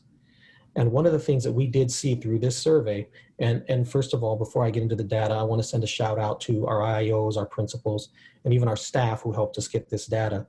And another shout out to Jackie Rodriguez and her team. And I'll get to them in a second, because this survey did go out in English and Spanish, so parents could click it and have it in one language or the other. But the fact that we know that we have over 70 languages in our district, our migrant advocates, as they were part of the FA process, did this survey with the parents so that we could gather data from students who did not speak English and Spanish. So we're very cognizant about getting a full representation of the languages and cultures across, KCK. What we did see is about 64% of the respondents want some type of hybrid. We had about 36% that are happy to stay with remote learning. And like I said, we had more surveys, but some of those weren't completed, and we didn't want to use incomplete data because we did not want to make an assumption for the families that they were saying either A or B. So we used the clean data, and This data coincides with what we saw in Johnson County. When Johnson County did these types of surveys, their on-site ask from parents was about 65 to 75% in Shawnee Mission and in Blue Valley. And I just use those as an example just because there are a couple other districts that did surveys. This was our original recommendation, and there's one change to it. So the first thing we would ask is that all teachers return to classrooms, and actually it would be all school staff, because we know we have paras and other staff that would return for the preparation of in-person learning. We originally would ask for a November 9th date to start with ECE through second grade. Of course, as I stated before, parents can still choose to stay on remote learning if they wanted to, if this model were to go forward. We would look at a November 30th return of fifth grade students, or third through fifth grade, excuse me.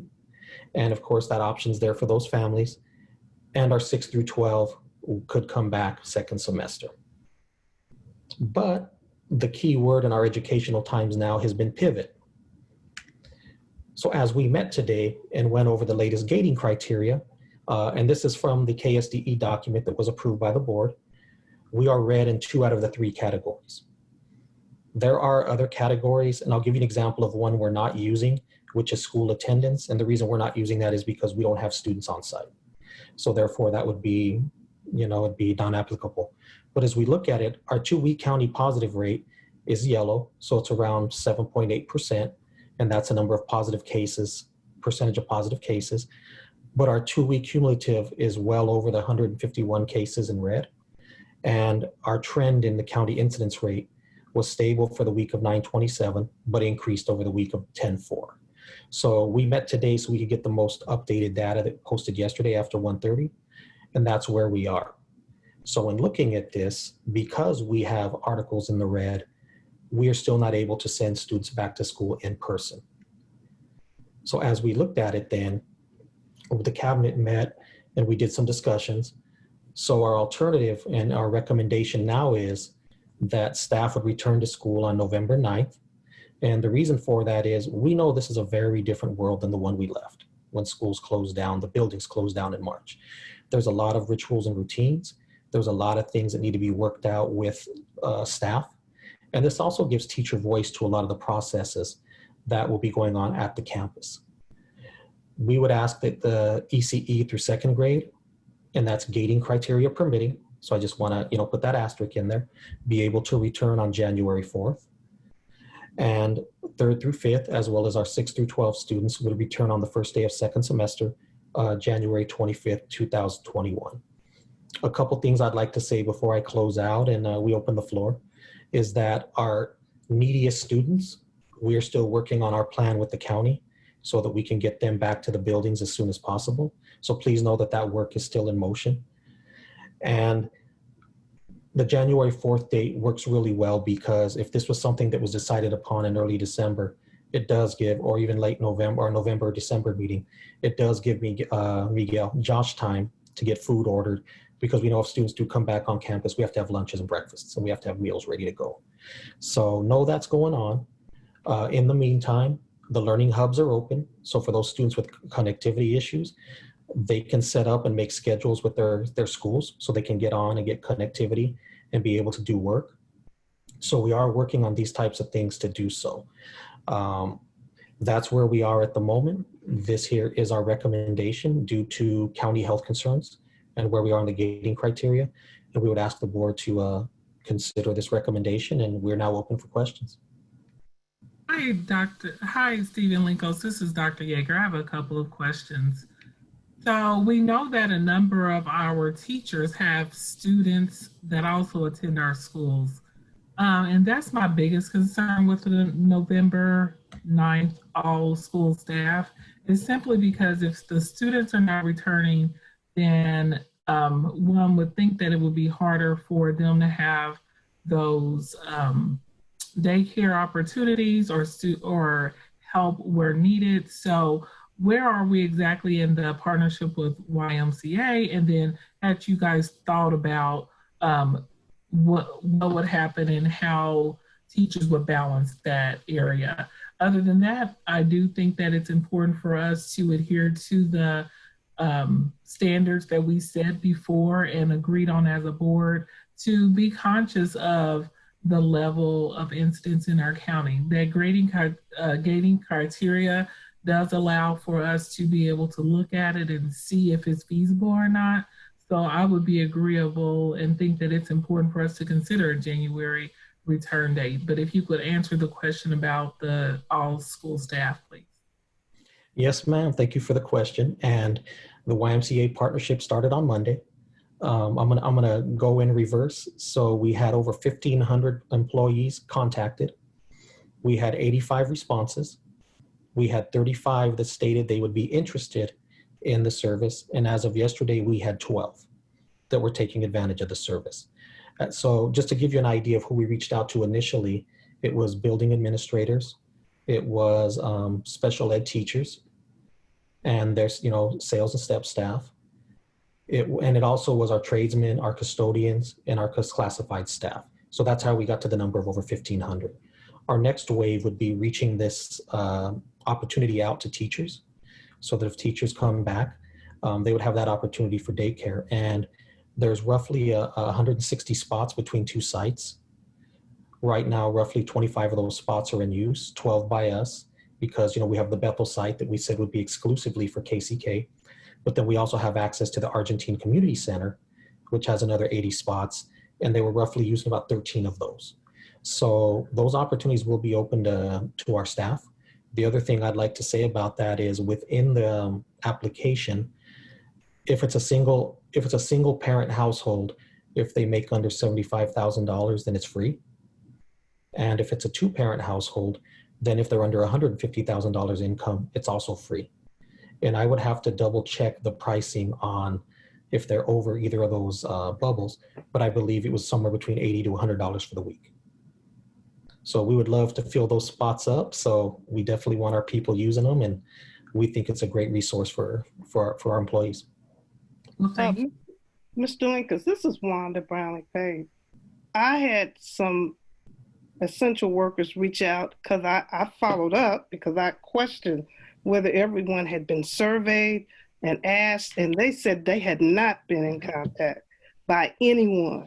And then the ones who did say they were in contact, they went to check on the options, and they said no one asked them, well, does your child have any medical issues? That I think we need to look at these places to make sure that they're safe and they're asking the right questions. Because if you have a child who has asthma and they're just saying, sit there, we do want to make sure the kids are safe and that people know what their history is and that they're being accommodated. And that kind of bothered me because I was under the impression that we were going to reach out to the people in the district, see who needs the help. And some of them are saying they have not been contacted. You said they have, they say they haven't. So somewhere lies the truth, and we need to get at that. Well, we'd be more than happy if they would send names forward, because we did send 1,500 names into Bright Arrow. Bright Arrow sent them a text, and within that text is where they would get the information. If we don't have an updated phone number, and I'm not saying that we did or didn't for these individuals, that would be one way they wouldn't have been contacted. But if you'd have them reach out to me directly, I'm more than happy to connect them with the YMCA for this opportunity with them. And then the other thing is the YMCA application would be who would follow up on if there were health issues or different types of health concerns. But I know one person who went and was a little upset because no one even asked. That's what I'm saying. We need to check these people out. They're saying they're doing this, but we need to make sure. And then my other concern, like Dr. Yeager, November 9th, there's something wrong when the kids aren't there and we have a lot of our staff there. We had to close down the main office. Carl B. Bruce, the office had to be closed. I know the Wyandotte Daily reported 10 sites. And then it just seems crazy. So I have an issue with everybody coming back on the 9th. And when I say everyone, that doesn't include, there's a small little group that won't fit into that criteria. But the majority, I don't think they should come back on the 9th. And if we're talking about returning, it should be the second semester. And I can go with the phase in to a point, but we need to make sure, because right now they're saying we're one of 14 states in terms of hospitalization that's on the rise. The county was 17.6 the last I checked this week, last week. And then the state is at 15%. So we're a hot box, and we're not, and I want to keep saying, we're not saying these things or saying that we should shut it down to keep people out. You know, I read everything, saw what people put out. We are concerned, but I'd rather err on the stage of being cautious to make sure our kids are safe, our teachers are safe, our food service work. We want everybody to be safe. And one thing we're not doing in this country, this is just my opinion, we're not wearing the mask, we're not social distancing, and we all keep wondering why this stuff keeps happening. You don't have to be a rocket scientist, but in order for it to work, we all have to do our part. So that I'll get off my soapbox. Thank you for the feedback, Ms. Brownlee-Page. We'll definitely take that into consideration. Mr. Linkus, this is Janie. Yes, ma'am. Why are you choosing to bring all school staff back on November 9th? We looked at that date because as we start looking at what the rituals and routines look like on a campus, one of the things that normally happens when staff returns is they work on arrival and dismissal, they work on hallway procedures, they work on classroom procedures, and then a lot of times you build building norms. A lot of those processes are significantly different, and we put this date out there, you know, so that we could get people back in, and then they can have opportunities to work with their school administrative teams and work on these processes. Because we know that, let's be very honest, arrival and dismissal will look very different than what it looked like in, you know, March of last year or February pre-COVID, pre-pandemic. That's one example. We know lunch is going to be very different. So they're going to have to work on those routines with, both staff and students, because our staff are going to lead the way for where our students are going to be. And those are just a couple of the examples. And then the other piece is there's going to have to be very honest, we have to reacclimate. We haven't been in these buildings for long periods of time, and our patterns have changed. And this is an opportunity. I know in New Jersey, I know of a district there, Long Branch, that they started bringing people in earlier, and they were able to ease back in as students were there because the adults were there first, were able to get comfortable, able to build the routines with their leadership teams and do this. So that's why we looked at that. And the board's decision is the date that happens. We just put November 9th out there as a date so we could potentially look at and start those rituals and routines.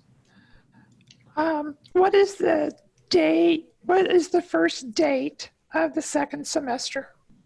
It'd be January 25th. January 25th? Yes, ma'am. So we're coming up on 2 weeks after the 9th of November. We've got essentially a week for Thanksgiving. I realize we're going to be in session Monday and Tuesday of that week, but we essentially have a week. And then we have 3 weeks, then we have 2 weeks for winter break. Those are hot times for COVID reinfections and everything. People taking off, visiting, and then we come back. What if we waited and brought our staff back into the building after New Year's and brought our students back the beginning of the semester? That gives us the 2 weeks after the winter break to see what the infection rate does. That gives you the 2 weeks for our staff to acclimate to the building like you're talking about. It gives us a clear window there to see what happens after all that holiday cheer and everyone mixing together. It's a natural start over for the end of this first semester. How would that work? We could work with what the board brings to us. We could definitely, that would give us 3 weeks in January to work with staff. That would help us build those rituals and routines like you were getting at. And I think it would put us in a good position to bring back students in a safe manner.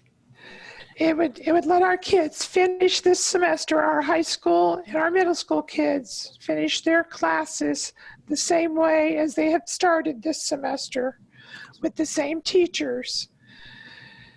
It would keep our students and our families and our community safe a little bit longer, give you more planning time, because there's going to be a lot of shifts in classes, I would imagine, because we've had some teachers teaching classes of 50 students, covering for our vacancies. We're not going to be able to do that when we bring our kids back in a hybrid model. They're going to have to figure out how to have more teachers with fewer students, correct? Yep. From the emails that we've gotten from counselors and people, you're going to have to be doing a lot of shifting. Kids are not going to be in the same classes. You've got some 6th and 7th graders that are having the same teacher, that you're not going to be able to do the same thing when we have in-person classes. So, Ms. Janey, are you proposing that if we move everything to January, then when students start coming on January 25th, that's when we apply this phasing in of early childhood through 2nd grade and then 3rd through 5th? Or are you proposing they all come at once? Because that's what we are concerned about. That is something that you would have to use your expertise on, whether you're going to be able to bring them all back then or how we're going to do it. But I think if we wait until the 2nd semester to bring anybody back, I think it would be better to give us that 2 weeks after that winter break to see what the spike of infections do. Because there are going to, I'm not an expert in public health or anything, but we've got Thanksgiving, we've got that 2 weeks of winter break where people are going to be with family. We know that. Everyone's going to be inside. There is bound to be a spike in infections. And I think that's going back to what Ms. Page was saying before about how we are acting around this pandemic. I think, like Mr. Lincoln said, we will go with whatever time frame the board decides, of course, and we will plan accordingly. But I think it's a good time to make a plea to the community also that if we want schools open, the earlier we control how we act outside of schools and how we try to mitigate spread of the virus, the sooner we will be in a better position to start bringing kids back. Because just like Mr.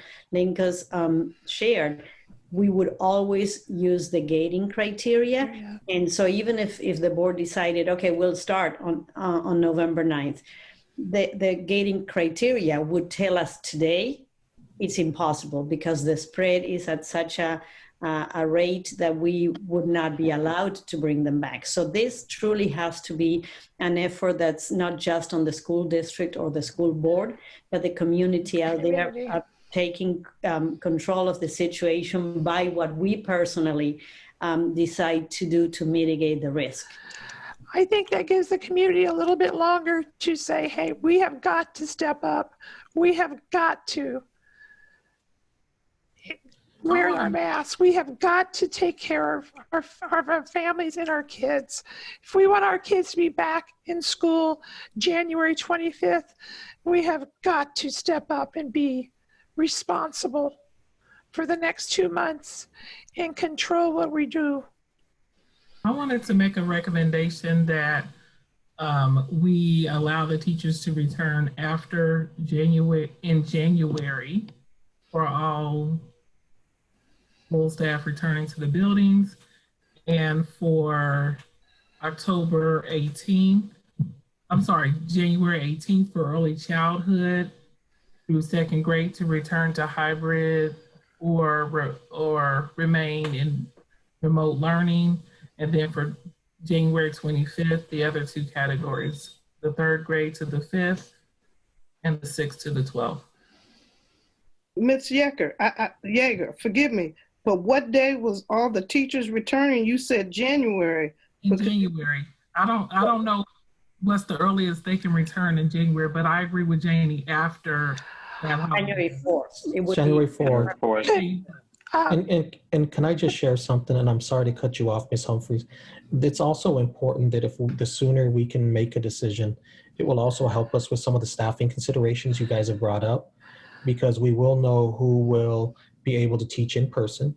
We'll also know which staff members will have those accommodations that will be needed to be made. And I think just for all of us to remember, there still will be remote learning. So we will still need teachers to work with students through the remote learning module. But I think the sooner we do this, the faster we can work on the staffing and ensure that every kid has a teacher when we come back January 25th. Dr. Yeager, could I make a suggestion for your motion? Yes. Could I suggest that you amend it saying that we allow teaching staff to come back on January 4th, and that the staff bring us a plan for a hybrid reentry to us at our next board meeting for the second semester. Dr. Miguel, would that be acceptable? Yes, and I want to point out that the hybrid plan is that plan B that we already have. We would be adding 6th through 12th grade. So the plan would not change much, but we will adjust it to reflect the dates that you're proposing. And maybe there might be some tweaks that you'll need to make with early childhood or with high school and stuff. Just as we look at the letters and things that we've received, that way you can tweak it. Sure. Absolutely.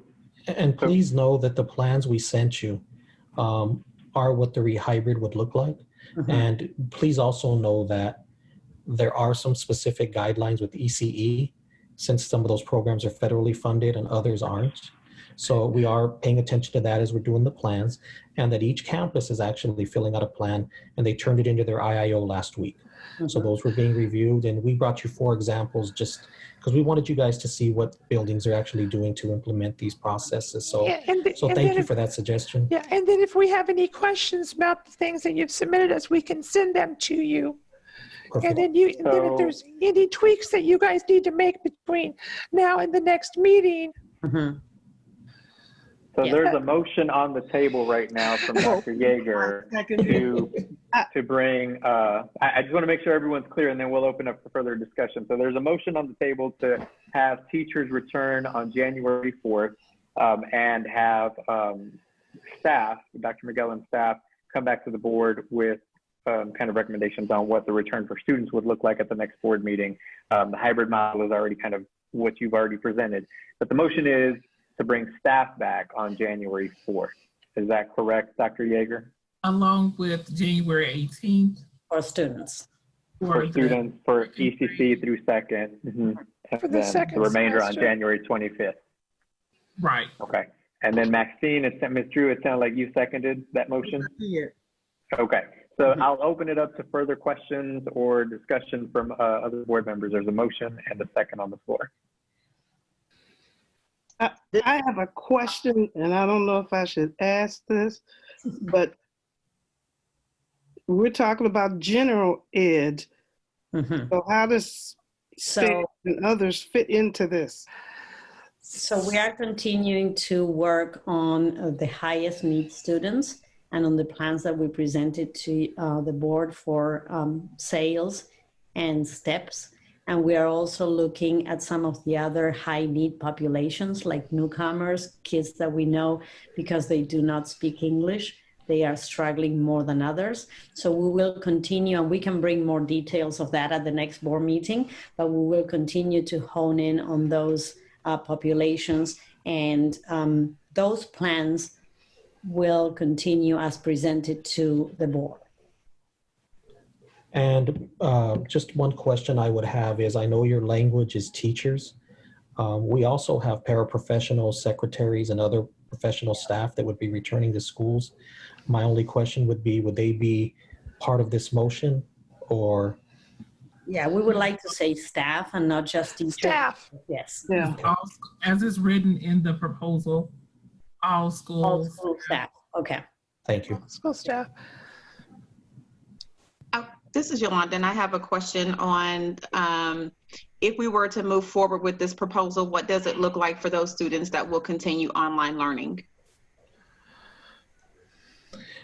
So what we would look at is we'd look at staffing. So one of the things we would have to look at is who is able to come back, because we do know that we have some teachers that are very capable of working, but due to specific health concerns, they would have to work through human resources, and they could still potentially do online learning.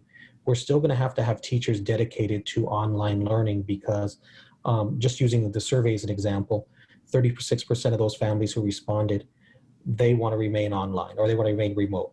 So we would have dedicated professionals from our buildings that would continue to work with those students.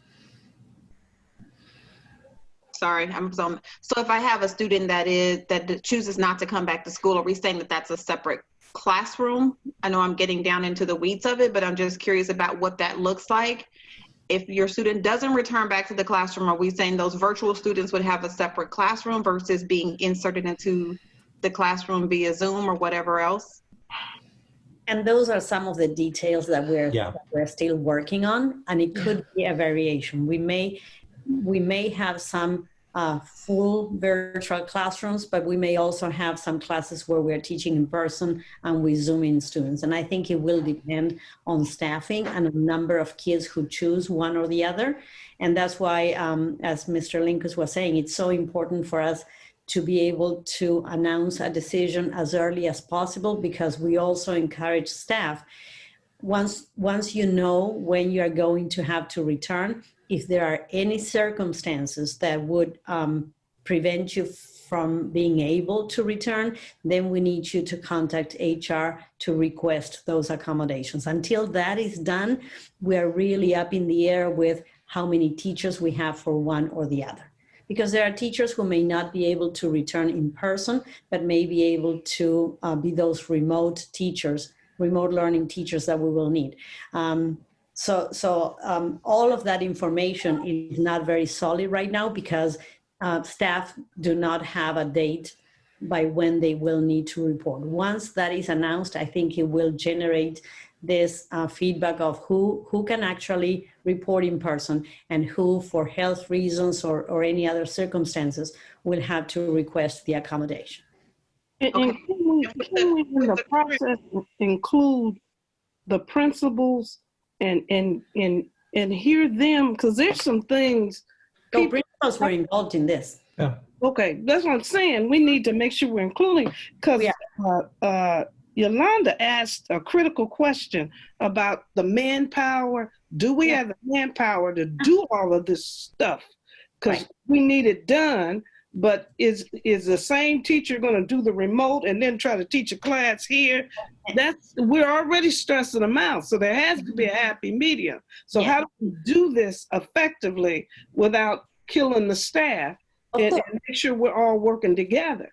And Ms. Page, that's what I was referring to when I was saying, once we announce solid dates for staff return, that then we will start getting that information from staff saying, I cannot return for X reason and I request an accommodation. We're not, I'm hoping we're not asking staff to choose whether they're coming back or not, but we're saying all school staff is returning on January 4th, for example, and those who need an accommodation will make a formal request that we will review and respond to. And that will give us the solid numbers for who is going to be in person in the building and who is going to be working still remotely due to special circumstances.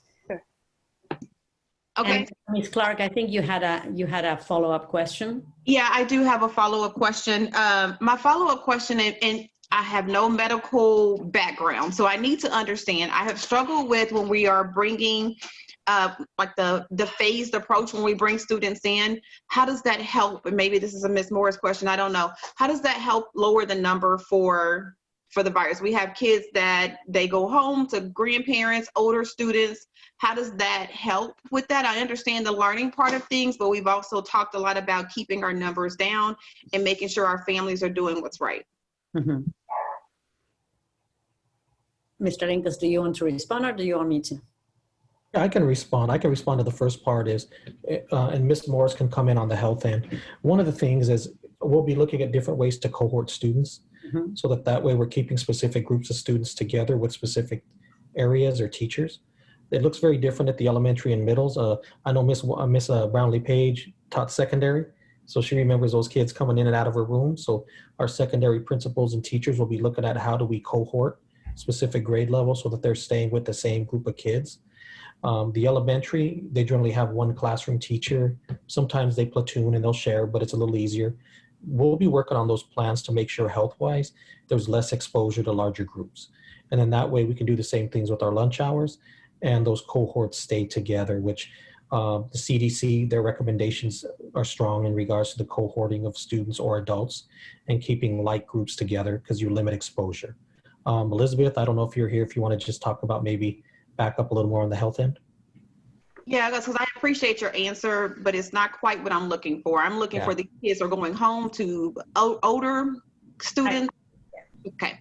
So I think this may answer. When we look at the hybrid model for elementary, for example, we were looking at 50% of the kids who select in person would come on Monday and Tuesday. And that's why we call it hybrid, because it would be partially in person and partially still remote. So if the numbers require this, let's always remember, if the data tells us we are good, then all kids can come back. But if the numbers continue to be close to what they are now, and we still need to take precautions, 50% of the kids would come on Monday and Tuesday for in-person class. Wednesday, everybody would be remote so that we can disinfect and clean and make sure that everything is ready for the next group. The next group would come on Thursday and Friday, while group A will be at home doing remote learning. And that's why we will need teachers to do in person and teachers to do remote. That's part of that hybrid model that we're talking about. Yeah. And then we'll have a third group that will be completely remote because that's what they selected. But this will allow us to provide some in-person instruction, and then the kids will continue their asynchronous remote learning at home, and then the following week they come back. I appreciate both of your answers. My question is still not being answered. So my question that I am asking is, we know that children can be asymptomatic and they're going home to someone. So we're only bringing in this set amount of students at this certain age group. They go home and now they're home with older parents, older students. I have not quite understood how the hybrid method takes care of that portion, not the separation of students. I think I can answer some of that. Thank you, Ms. Morris. Clark. So when the health department put out their guidance for reopening of schools, they said that we had to be at a 50% attendance maximum. And so if you look at the results of that survey, about 30%, approximately 30% or so have said that they would stay remote. So if you were to say about 70% were interested in returning to the building, we then split those students up into A days and B days. So if you have a classroom that's normally 25 students, that takes it down to about 18 students who are wanting to do in person. We cut that in half, and so you only have about 8 or 9 students in the classroom, and that allows us to have social distancing and maintain that a little bit better. So then it reduces the chance of transmission if there is a case in the building. The other thing is that the research shows that children under 10 years old are not able to transmit the virus the way adults are, smaller person, smaller breath cloud, if you want to look at it that way. So they're not carrying the same amount of virus that you and I would be if we were infectious. So, and that's the reason why we would bring back the youngest students first and save the older children who are more likely or more capable to transmit to a later phase. Okay, thank you. That does help answer my question. One more thing, and I may have completely missed it, is, are we saying based upon this proposal, are we saying based upon gating criteria we would move forward with this proposal, or are we saying that we would move forward with this no matter where our numbers are in January? And I probably just completely missed it with all the information. We would still evaluate the gaining criteria again when we got closer to moving forward with the hybrid. So we would use the most up-to-date gating criteria and county data. We would not use the data from today to make decisions for January. But the decision would be based upon gating criteria in January, understanding that we're using current data. Yeah. So, okay. Thank you. Thank you, Ms. Clark. We were able to get the medical expert in to get the other end of the question. I just want to bring one thing up. January 18th is Martin Luther King Day. So if I could just ask, I know that'd be a great day to come back, but I enjoy that day off. No. So if maybe we could look at the 19th, if we're still looking at that, I just wanted to bring that to your attention. Or could we just change it to the first day of the next semester? Right. Yeah, that's fine. Just change it to the first day of the next semester. Wouldn't that be the 25th? Yeah, just make it the 25th for everybody to make it easy for the staff. Well, the reason for bringing the little ones back sooner is just because of what Elizabeth had mentioned. Yeah. And that is to at least give them a little more leeway to, look at the process, run through it, rather than just bring everyone back. Everyone at the same time. Mm-hmm. So Dr. Yeager, your motion is? For clarity, can we say it again? Because we said this date and that date, and I just want to, I'm old, I'm writing it down. We're together. Okay. Randy, were you going to reiterate? No, I just want to make sure I understood. So Dr. Yeager, you made the motion. It was seconded by Ms. Drew. So the motion currently is to bring back staff on January 4th and have the ECC through second come back on January 18th, but the recommendation is to switch that to the 19th. And then January 25th, bring the remainder of the students. Are you okay with amending your motion to the 19th rather than the 18th? Yeah. Okay, Ms. Drew, are you okay with that change? Yes, I am.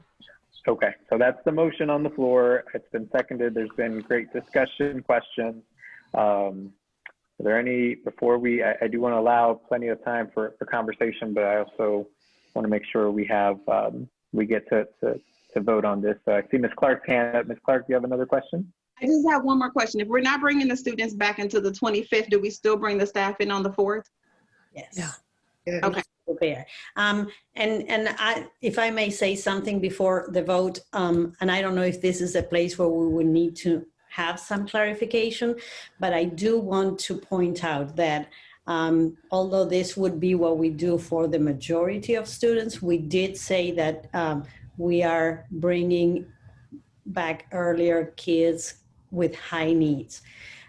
So I do want to, I do want all of us to understand that that can only happen if we bring staff in also. So although this would be for the general population of students and the general population of staff, I'm not sure how we word that some staff members will get a request to come back early because we have these these high need students who need to be in person because that's the only way we can provide services, but we cannot do it if staff is not coming back because we said they're not coming back until January 4th. And that I would kick that over to Mr. Goheen. I wonder if you can help clarify some of that language for us. Greg? As you take a bite, I'm sorry. Let me stall for you while you finish eating. Right as I was getting ready to eat. The very short answer to the question is that Dr. Miguel's correct. We have certain populations of students, particularly students with individual IEPs that have requirements that will require some in-person services.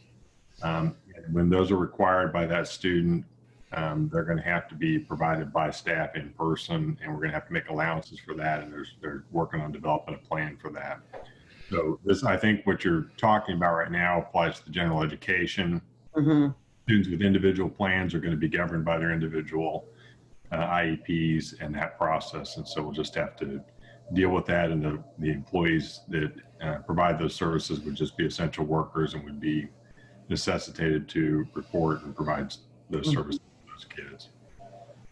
This is Valdina Nguyen. So why don't you amend the motion to reference where appropriate, and it will cover that staff, Dr. Yeager. Randy, were you able to get that, and Leslie, to amend the motion to make concessions for the essential staff that's needed? Is that the right wording, Greg? I think essential staff would work. Okay. Dr. Yeager, you're okay with that amendment of your Yes, motion? I am. And Ms. Drew, you're okay with that? I am. Okay. Mr. Lopez, I you. need one question and one comment afterwards that is related, but it's not specific to the structure of coming back. The one question is, I guess, for Dr. Miguel. You know, Yolanda, Ms. Clark talked about cohorts and this and that, and I think the data on toddlers and their germ-carrying little bodies is not settled. But nevertheless, what is the protocol? You know, we haven't had their viral load. We haven't had the children there. So what's the protocol for the adults? You know, we're worried about 22,000 kids and staff, but we're having problems with adults. So how are we going to manage that no matter what date we come back? And that's a great question, Dr. Wayne, and that's why we were so emphatic in stating that we need the staff early, because we do want to make sure that by the time students step in the schools, all these protocols and procedures have been practiced so much by the adults that we don't have to take a second look anymore. Now it's part of what we do. And that's part of what worries us a little bit about not being able to bring staff in the buildings earlier. And I think that January 4th will work. That gives us 2 full weeks to practice all this. But I think, like Mr. Lincoln said, this is all new. These are new procedures that we have never had to live with. So we feel strongly we practice them without the children.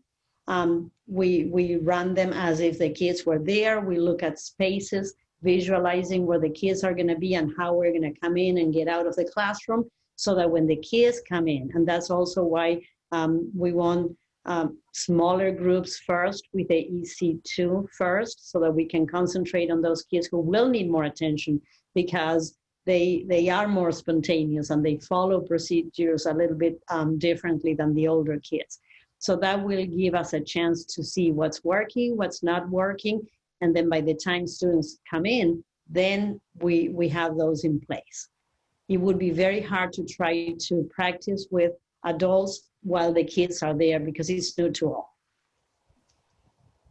And so I guess the question B is, what's happening now that we're kind of slipping through the cracks with the testing or the accountability? I don't, help us understand.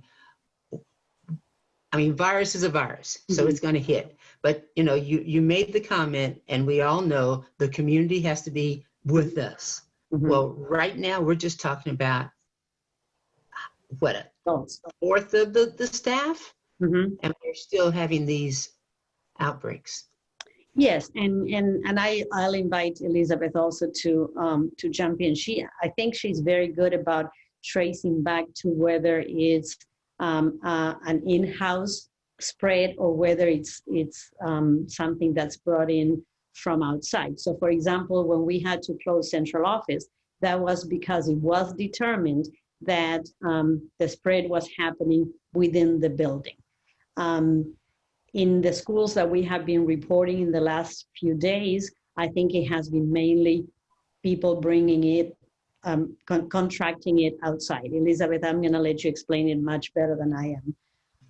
That's correct. So we will continue to have staff who will test positive.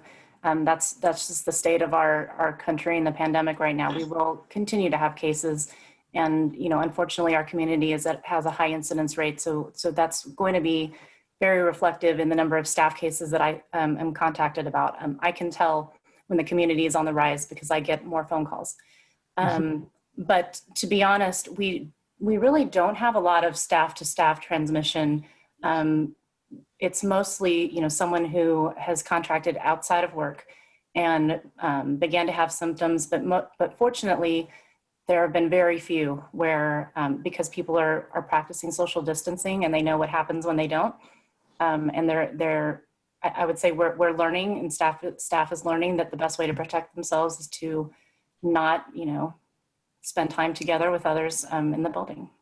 And we cannot emphasize enough, and we have gotten a lot more strict about everybody's wearing masks, and we have asked everyone, if you see anyone not wearing a mask, you need to remind them. It's not a choice anymore, it's a mandate. But we have also expressed time and time again, we have to rely on people recognizing the symptoms and not trying to diagnose themselves. If you have a fever, if you have any of the symptoms listed, stay home. Stay home, because that's the choice that fortunately we have as a system. People can work from home. Do not second guess yourself. Do not come in the building, because that's when we start spreading unnecessarily. So that, again, we cannot emphasize it enough. We have a protocol in place. We have asked staff, if you have any of these symptoms, do not come in. Contact your supervisor and contact Elizabeth, and we're good. We don't have to come in and spread it. Yeah, this is Yolanda. I hear what you're saying, and I normally try to stay away from things like that I hear in different places. I will tell you, I've received some staff feedback that they are nervous about, number one, returning. They're nervous about their jobs if they tell you they cannot come in. They're concerned about their jobs if or where they will be next. They're concerned about saying that they're reporting. So I'm not asking you to provide me any feedback, but I am asking that, if at all possible, how do we reassure our staff that it's okay for them to be fully transparent? It is a critical time. Jobs are hard to come by. And so you have people that are concerned about their livelihood right now. Yeah. And so then you're moving into all of these other seasons. I'm sure different supervisors are handling things different. That happens all throughout the workplace. So it sounds good. The structure sounds like it's there. I just want to make sure that our staff is not living in a space of uncertainty and anxiety and not really knowing what protocol really is, because I have received lots and lots of feedback, and I normally stay away from what I've heard and what I've seen, but from different places, various levels of staff. So I'm just putting that out there as a kind of a reminder.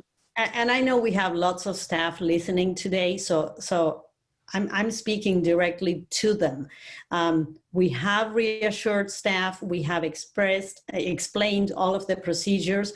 No one has lost their job or gotten in trouble or anything like that for calling the supervisor to say, I think I have some symptoms, I'm gonna work from home, I'm gonna stay home. We have had numerous meetings with supervisors saying, time and time again, if an employee calls you with any symptoms, we do not push anyone to show up, because we know the consequences of that. So we'd rather err on the side of caution and ask staff to stay home. We can manage, and we have lots of ways to work from home. As always, I encourage board members, if you have specific people who reach out saying this happened to me, please ask them to contact me, because I will respond to them. I will contact them personally, and we will get to the bottom of it to assure staff that they won't get in trouble. They won't lose their job for saying, I have a fever, I'm gonna stay home, because we need them to stay home. So thank you, Dr. Miguel. And again, thank you, board members, for all your questions. Dr. Nguyen, I see you have another, I don't know if we got to your point. Not the after, just this last one. Just not a hypothetical, but when staff go on vacation, and let's say I go to Texas, Arizona, San Francisco, do I have to quarantine before I come back to work? I can answer that question. So KDHE has provided travel guidelines for quarantine. And right now, the only reason why someone who travels outside of the state would need to quarantine is if they attend a mass gathering of over 500 individuals and masks are not consistently being worn. So part of that, I would, unfortunately, is because Kansas has a very high rate compared to other states. And so at one point, Florida was on the quarantine list, but that was because they had a rate that was 3 times what ours is. And right now, ours is higher than everybody else's. And so they're not as at much risk by leaving the state as they are maybe from actually being here. Right, but we don't have to report that. When I can go any place and come back, and even if central office is shut down, I can go to the mall or to a conference. So, well, can I have an answer first?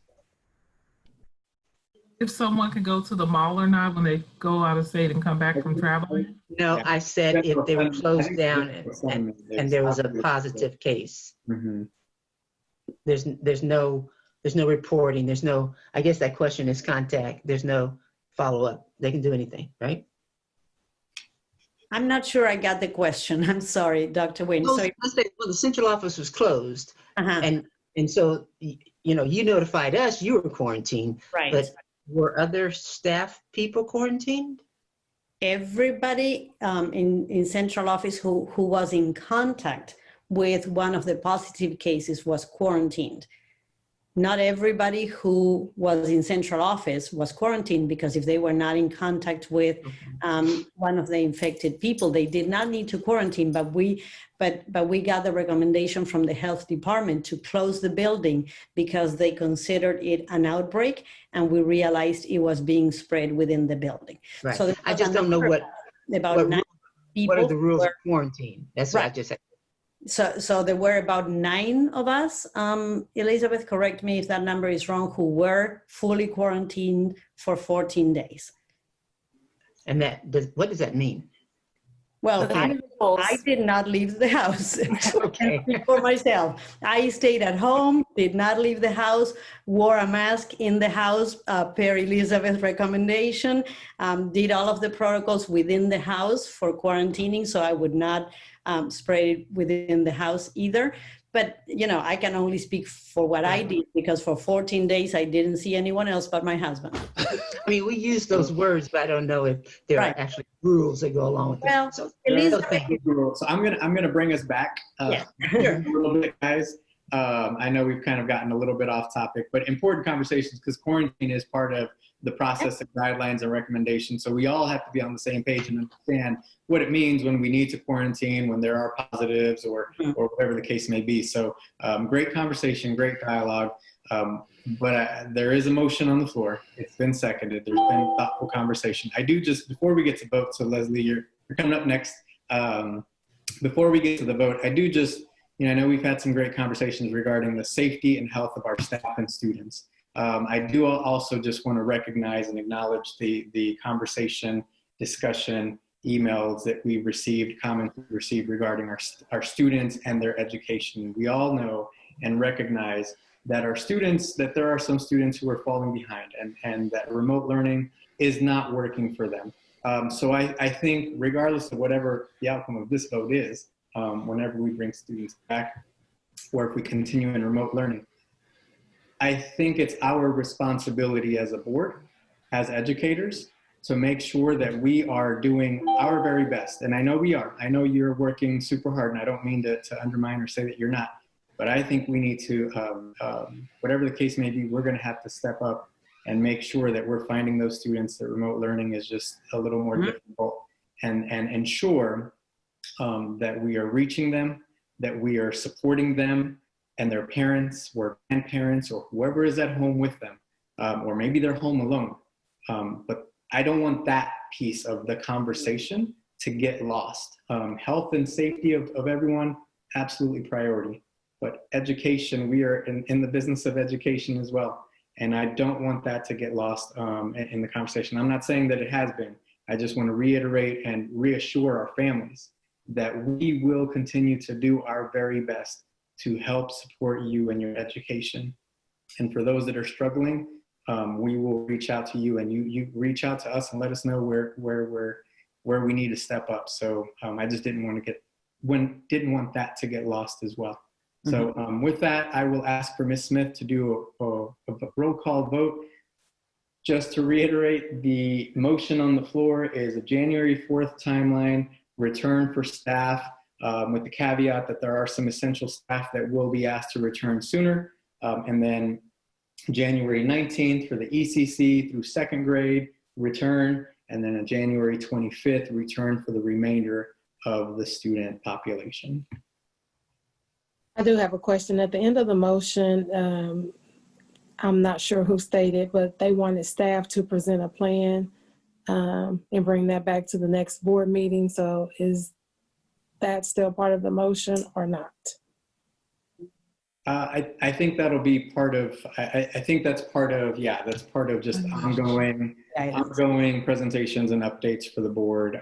So I think that'll come next board meeting as well in terms of just an update. So yes, thank you, Leslie. Thanks for that clarification.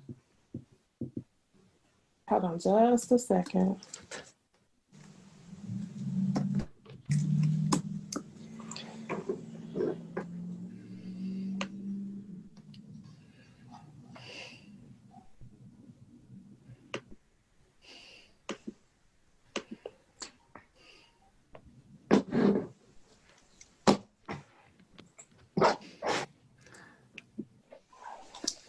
Okay. Thank you for that. And Yolanda Clark? Yolanda Clark, yes. Maxine Drew? Maxine Drew, yes. Janie Humphreys? Janie Humphreys, yes. Randy Lopez? Randy Lopez, yes. Wanda Brownlee Page? Wanda Brownlee Page, yes. Dr. Nguyen? Dr. Nguyen, yes. And Dr. Yeager? Yes. Thank you. Great. Thank you, everybody, for the thoughtful conversation. Dr. Nguyen? You preempted my comments before the vote, but I did want to ask that, and I guess I want to ask Dr. Miguel, either, and I don't know the structure, I don't know who's responsible, but it appears from the phone calls I'm receiving, some of the other comments in the letters, that there are differences in time spent in the classroom. Parents are told that some teachers say just log on, then do whatever you're supposed to do. And so I will echo Mr. Lopez's concern, or no, what I will glean from Mr. Lopez's comments, because I don't know what his intent, but that the complaints, it doesn't seem that the remote learning, the education component is very solid, delivery is not consistent, and not to, you have 2,000 teachers, so if I get 100 complaints, that's you still have 2,000 teachers. But what accountability do we have? What are we doing that is checking, and for lack of a better word, checking the teachers that they are doing more than 10 minutes instruction or logging on, and then that's it. That it reflects the question I asked about the security of these devices. My parents are complaining there's no accountability to the remote learning, and if we're going to do it for another 9 weeks, then something's got to give. So, Dr. Nguyen, I think, and Dr. Miguel, I'm sorry to interrupt. I was just going to say, I think that's the sentiment, and the intent to my comments were very similar in terms of, we just have to make sure that we are doing what's necessary to make sure that there's consistency, and to make sure that we know that students are suffering in terms of how they're learning through remote, but doing our very best to reach them to make sure there's consistency. And so maybe instead of having that conversation. No. There has to be some comment right now, Mr. Lopez. Who has oversight? What's the accountability piece? Well, what I'm suggesting, Dr. Wynn, is that we, at our next meeting, to give staff time to have, to be able to share a more thorough plan in terms of what's happening, giving, looking at what's happened so far. And then parents need some comment now. Let me reassure you. What I'm suggesting is that we give staff time to come back to us with a thoughtful approach of looking at what's been happening these first 5 or 6 weeks, how we will course correct where maybe we've not reached those students. But I will give Dr. Miguel a chance. She was about to say something. So thank you. I think. I just don't want to go down this rabbit hole of having a 15-minute. You know what? You consider it a rabbit hole. Parents consider it very significant since grades have just come out. So we need to reassure some parents at this point publicly so that there's at least a response that they are being listened to. Dr. Miguel, can we just have a short reassurance since this was not planned so that we can have time on the next meeting? It's a very short. Dr. Miguel, please. Yes, and let me acknowledge the concern, Dr. Wynn, and it's very valid. And we know parents are concerned. We know teachers are working extremely hard, and we have the expectation that for any child who is not logging in and not showing up for class, they make a meaningful contact and they're keeping those logs. I would guide parents who have a concern about either accountability or grades to go back to the principals. Principals are in charge of their buildings. And again, I want to acknowledge how hard everyone is working. We are struggling getting it right, maybe. And like you said, when we have 2,000 teachers, we are going to have variations, just like we do when we have them in person. And we would always look at the principal for how are you holding teachers accountable? How are you checking grades and assignments and that meaningful contact? So principals have this huge job. You know, we've always known the principal's job is so huge, and they work so hard. It's beyond comprehension how they do it, but it goes back to them. So principals need to hear from those parents who are concerned, because the principal is the one who is going to be able to hold teachers accountable. But because of this comment, I made a note of bringing a very thoughtful and clear approach for how we are holding principals accountable. It has to be a team effort. So I appreciate the comment. And I appreciate your willingness to say publicly right now, for those parents who are listening, contact the principal. That's all that's necessary. No need to panic. No need for anybody else to get nervous, but it was the least that you could have said, and hopefully to reassure parents. So thank you very much. You're very welcome. Thank you, Dr. Miguel. Thank you, Dr. I don't think anyone's nervous. We just want to make sure that we give our staff the appropriate time to share what their thoughts. But I think that's absolutely necessary to reassure our parents that, hey, we're doing what we need to, and you have a contact point. So thank you, everybody, for the thoughtful discussion. I appreciate that. I know Crystal is up next with the foundation report. She has assured me that she has a great presentation for us to reinvigorate us and keep us moving. And she looks pumped and ready to go. So Ms. Crystal Watson, you are next on the agenda. Thank you, Mr. President. Good evening to the Board of Education and all those who are listening tonight. Good evening. On behalf of the Board of Directors and the KCK School Foundation, we are happy to report and provide this update.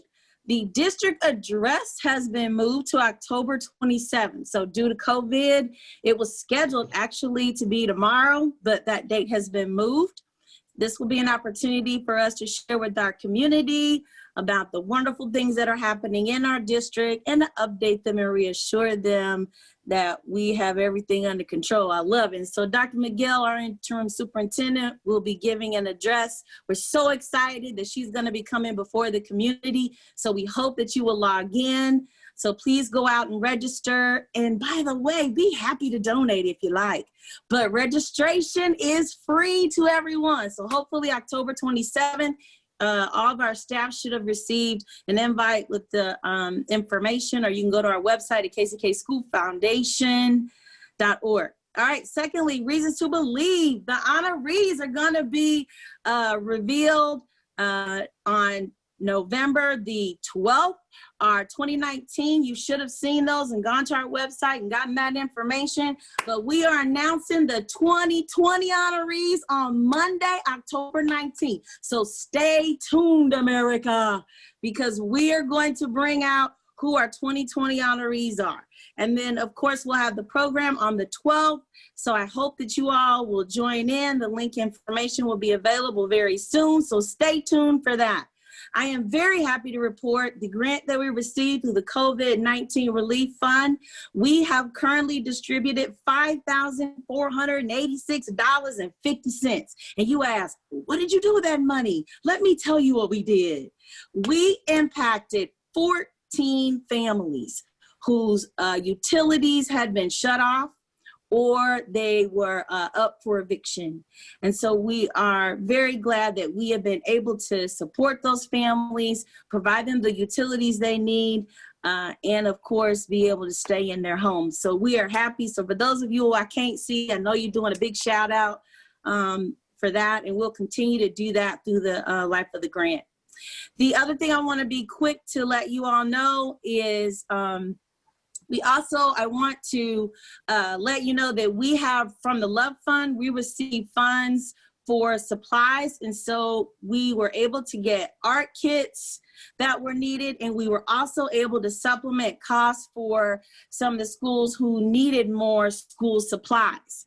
In addition, I want to acknowledge Brenda Burney. She's our social studies secondary curriculum and instructional coach. She had the hookup at Walmart, y'all. So Walmart gave us a call and we received another, I don't know if any of you have seen like the pumpkin box crates. They're huge, or the watermelon. Well, we got 2 pallets of those full of supplies. So, man, I tell you, our kids are going to be ready to go whenever they come back to school. And I'm looking forward to that. So thank you, Brenda, and to Walmart. And then the last, want to thank also Wayne Carell and purchasing and his staff. They helped us pick up those supplies. They have been so available for us with all the donations that we received, and we enjoy working with them. And we also want to acknowledge the Love Fund, who provided some of the art kits and supplemented costs for other school supplies. And that is our report, Mr. President and board. Thank you, Ms. Watson, for the information. Board, continue to look forward for more information from Crystal and the reasons to believe and the state of the district. So please put those on your calendar. And thank you for the information. That was great. You're always hype. I appreciate it. Thank you. Krista, we needed that energy. Yes, we did. The next one is a recommendation that the Kansas City, Kansas Board of Education approve the payment of bills for the Kansas City, Kansas public libraries. So moved. Second. Moved and seconded. Ms. Smith, roll call vote, please.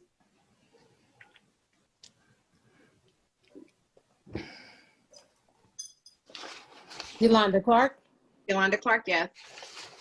Maxine Drew. Maxine Drew, yes. Janie Humphries. Janie Humphries, yes. Randy Lopez. Randy Lopez, yes. Wanda Brownlee Page. Wanda Brownlee Page, yes. Dr. Nguyen. Dr. Nguyen, yes. Dr. Yeager. AC, yes, thank you. Thank you. And the next item is a library update. Ms. Carol Evers. Good evening, board. Dr. Miguel. I'm going to try and see if I can share the content. because I've got problems with my Do you want iPad. me to share? Carol, do you want me to share? Yes, that will be fantastic. Thank you. You're I very appreciate- welcome. Yeah. And I'll be as quick as I can. I know it's time is of the essence. Yeah, the second one, please. Yeah.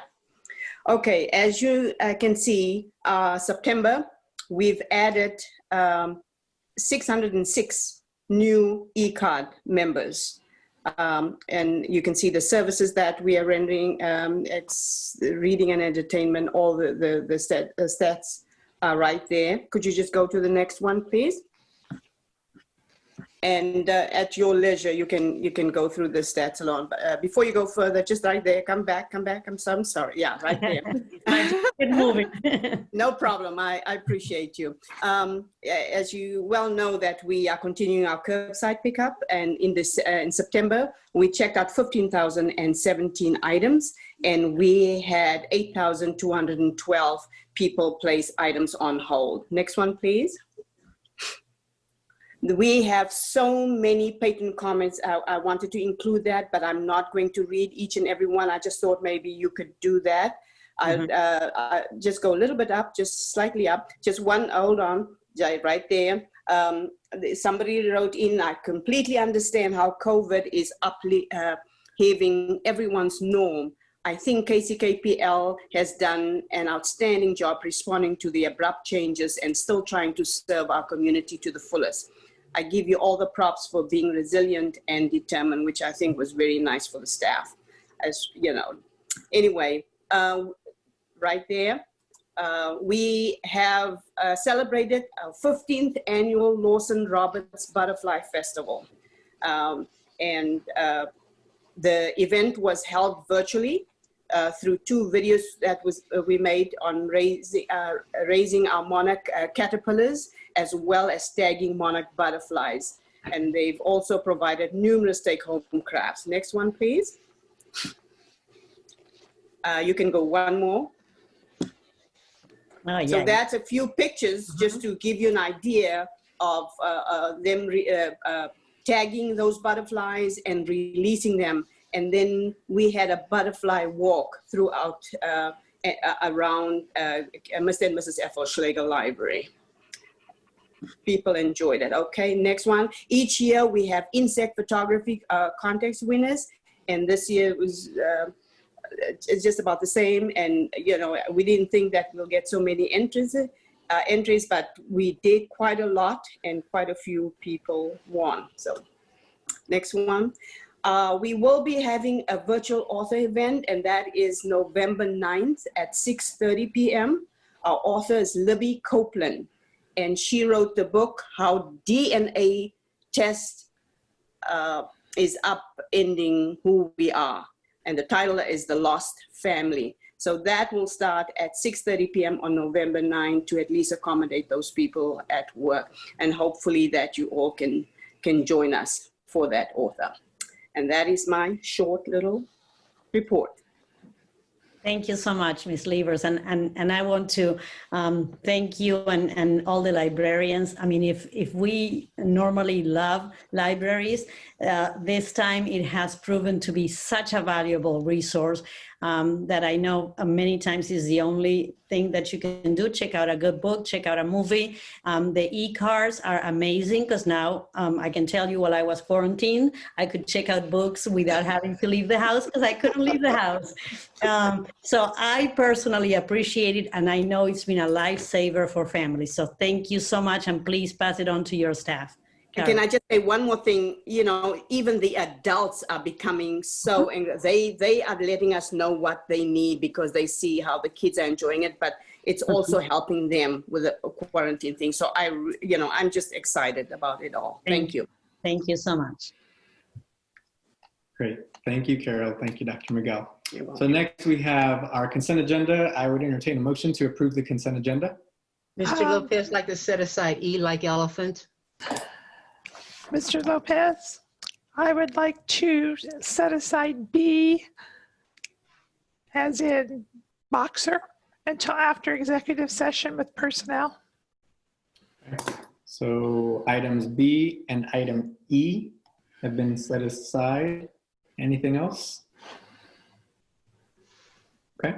If not, I would entertain a motion to approve the consent agenda minus items B and E. Second. Moved and seconded. Ms. Smith, roll call. Yolanda Clark, Yolanda Clark, yes. Maxine Drew, Maxine Drew, yes. Janie Humphries, Janie Humphries, yes. Randy Lopez, Randy Lopez, yes. Wanda Brownlee Page, Wanda Brownlee Page, yes. Dr. Nguyen, Dr. Nguyen, yes. Dr. Yeager.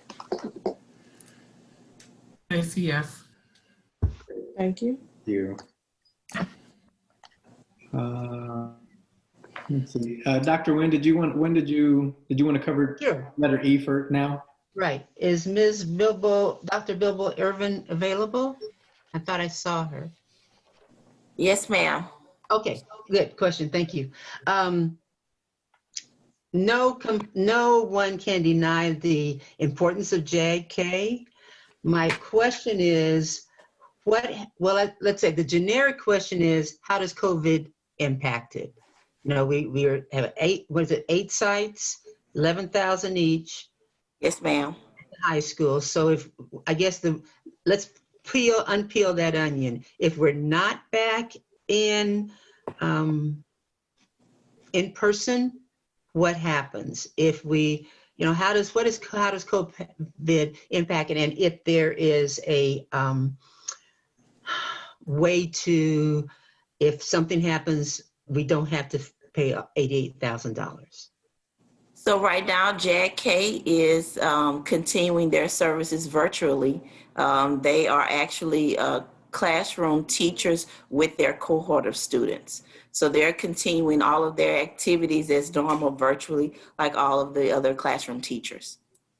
So I guess then I'll be consistent in my asking, where's the accountability of, do we get reports or how's that? Yes, ma'am, and classroom observations through the high school principals, because they can observe those classes as well as they do their regular classroom teachers. So they are performing their duties as well. Okay. Okay, so thank you. Yes, ma'am. Thank you. Any other questions? If not, I think we're looking for. So moved. Thank you. Moved and seconded. Any further discussion? And this is to accept the MOU, Ms. Smith. Okay. Hold on just a second. Okay.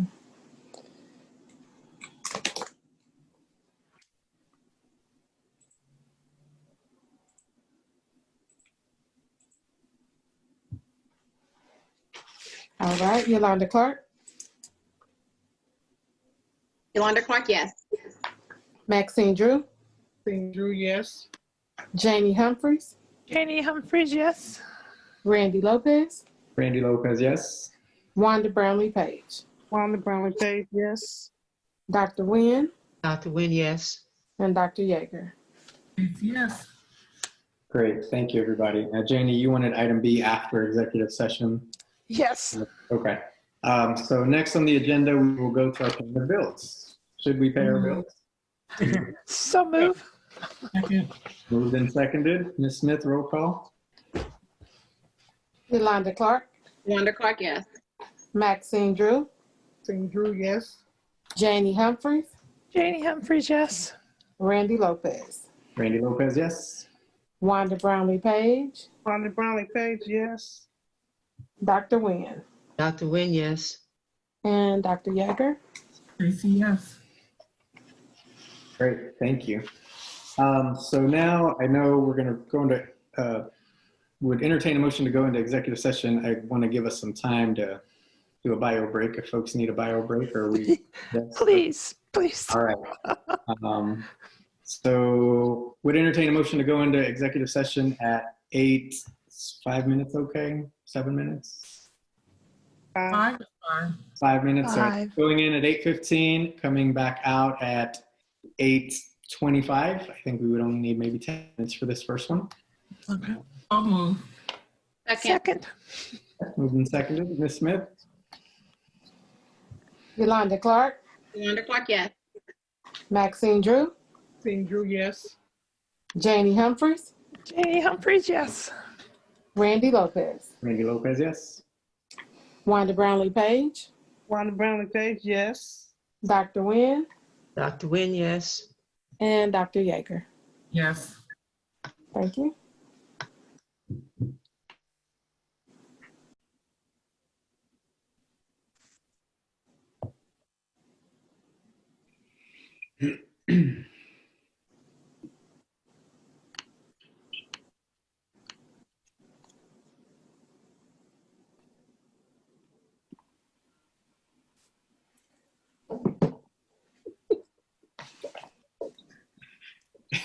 Wasn't that deep? Are you teasing me, Ms. Drew? All right. I would entertain a motion to come back into open session, please. So move. Seconded. Thank you. Ms. Smith, roll call vote, please. Yolanda Clark, Yolanda Clark, yes. Maxine Drew, Maxine Drew, yes. Janie Humphries, Janie Humphries, yes. Randy Lopez, Randy Lopez, yes. Wanda Brownlee Page,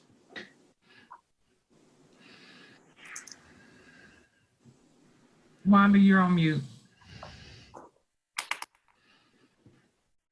Thank you.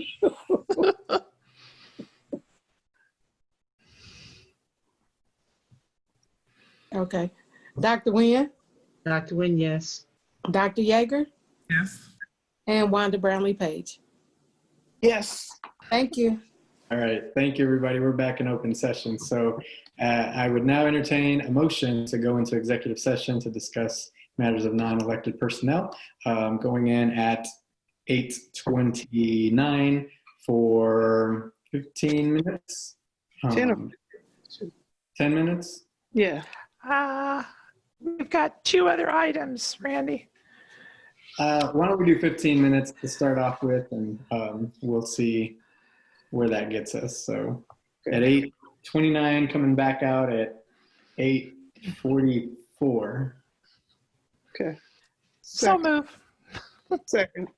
All right. Ms. Smith? Yolanda Clark, Yolanda Clark, yes. Maxine Drew, Maxine Drew, yes. Janie Humphries, Janie Humphries, yes.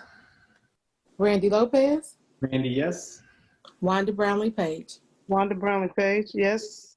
Dr. Nguyen, Dr. Nguyen, yes. and Dr. Yeager. Yes. Thank you. Thank you.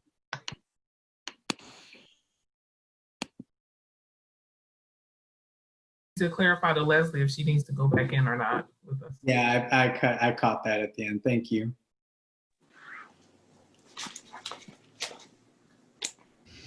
Okay. Okay. I would entertain a motion to come back into open session, please. So move. Second. Thank you. Ms. Smith, roll call. Yolanda Clark, Yolanda Clark, yes. Maxine Drew, Maxine Drew, yes. Janie Humphries, Janie Humphries, yes. Randy Lopez, Randy Lopez, yes. Wanda Brownlee Page, Wanda Brownlee Page, yes. Dr. Nguyen, Dr. Nguyen, yes. and Dr. Yeager. Yes. All right, thank you. We're back in open session, everybody. Thank you. Entertain a motion to go back into executive session for an additional, Jeannie, do you think 10 minutes would be sufficient? 15? 15. Okay, 15 minutes, Yes. going in at 8:48, coming back out at 9:03.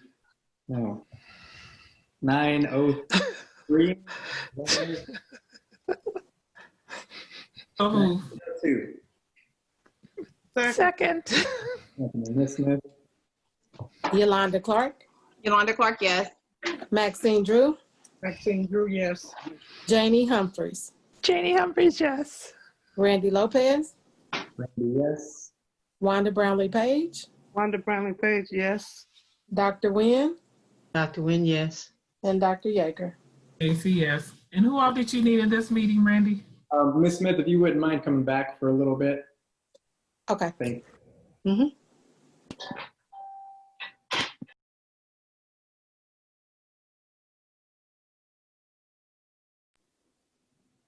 Would entertain a motion to come back into open session, please. So moved. Seconded. Great, thank you, Ms. Smith. Yolanda Clark. Yolanda Clark, yes. Maxine Drew. Maxine Drew, yes. Janie Humphreys. Janie Humphreys, yes. Randy Lopez. Randy, yes. Wanda Brownlee Page. Wanda Brownlee Page. I think she's connecting to audio. She can't hear you yet. Okay. Dr. Nguyen. Dr. Nguyen, yes. And Dr. Yeager. Dr. Yeager, yes. All right, thank you. We're back in open session, everybody. Would entertain a motion to go back into executive session for 5 minutes at 8:06, coming back out at 8:11. So moved. Seconded. Ms. Smith. At 9:06. 9:06 to 9:15. Yes. Yolanda Clark. 9:11. 5 minutes. 5 minutes. I'm sorry, 9:11. Okay. Yolanda Clark. Yolanda Clark, yes. Maxine Drew. Maxine Drew, yes. Janie Humphreys. Janie Humphreys, yes. Randy Lopez. Randy, yes. Wanda Brownlee Page. Yes, Wanda Brownlee Page. Dr. Nguyen. Dr. Nguyen, yes. And Dr. Yeager. Yes. Thank you.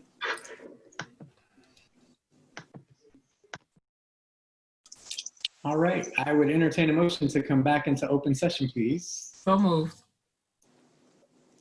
And I'll second. Ms. Smith? Yolanda Clark.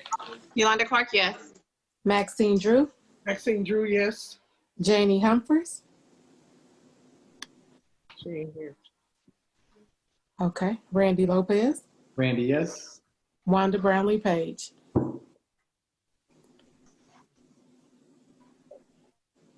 Wanda Brownlee Page. Present, yes. Dr. Nguyen. Yes. Dr. Yeager. Yes. All And right. Janie. Oh, sorry. I was just checking on Janie just to get, I don't see her, so. Okay. I make a motion that we approve the human resource report and recommendations. I seconded. Moved and seconded to approve the HR report. Ms. Smith, roll call vote, please. Yolanda Clark. Yolanda Clark, yes. Maxine Drew. Maxine Drew, yes. Janie Humphreys. Janie Humphreys, yes. Randy Lopez. Randy Lopez, yes. Wanda Brownlee Page. Wanda Brownlee Page, yes. Dr. Nguyen. Dr. Nguyen, yes. And Dr. Yeager. Yes. Thank you. Thank you, everybody. All right. I would entertain a motion to recess into executive session to discuss attorney-client privilege for Dr. Miguel, maybe 10 minutes on this one. Ms. Page, you think 10 minutes? Okay. Just an update. That's all I want. So going in at 9:16 and coming out at 9:26 for 10 minutes. And I'll second. Second. Ms. Smith, roll call vote, please. Yolanda Clark.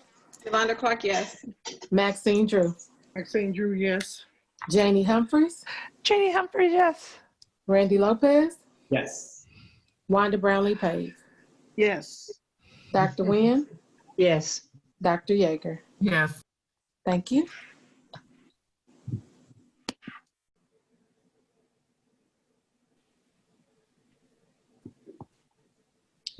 All right, would entertain a motion to come back into open session, please. So move. Second, Ms. Smith. Yolanda Clark. Yolanda Clark, yes. Maxine Drew. Maxine Drew, yes. Janie Humphreys.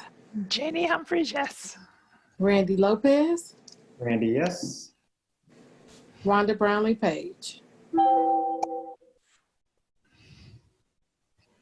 Dr. Nguyen. Dr. Nguyen, yes. Dr. Yeager. Yes. All right, thank you, everybody. And with that, I think that was the last item on the agenda for tonight. We're back in open session. Just want to say thank you to everybody for your thoughtful comments, to staff for staying late tonight, for everybody that participated tonight. a lot of good discussion and dialogue. So we really appreciate your thoughtfulness. Board members, as always, thank you for your experience that you bring and your thoughtful questions. So we appreciate you. Dr. Miguel and staff, thank you so much for tonight. With that, any other final questions from board members? Nope. Right. Thank you, Dr. Kelly and Charles and Dr. Wilson for your service. Really appreciated it. Thank you so much for all you did for the district and all you do. Best wishes to you. Yes, I think they have one more meeting with us. I was going to wait until the next meeting to say that, but you beat me to it, Dr. Yeager. I echo that.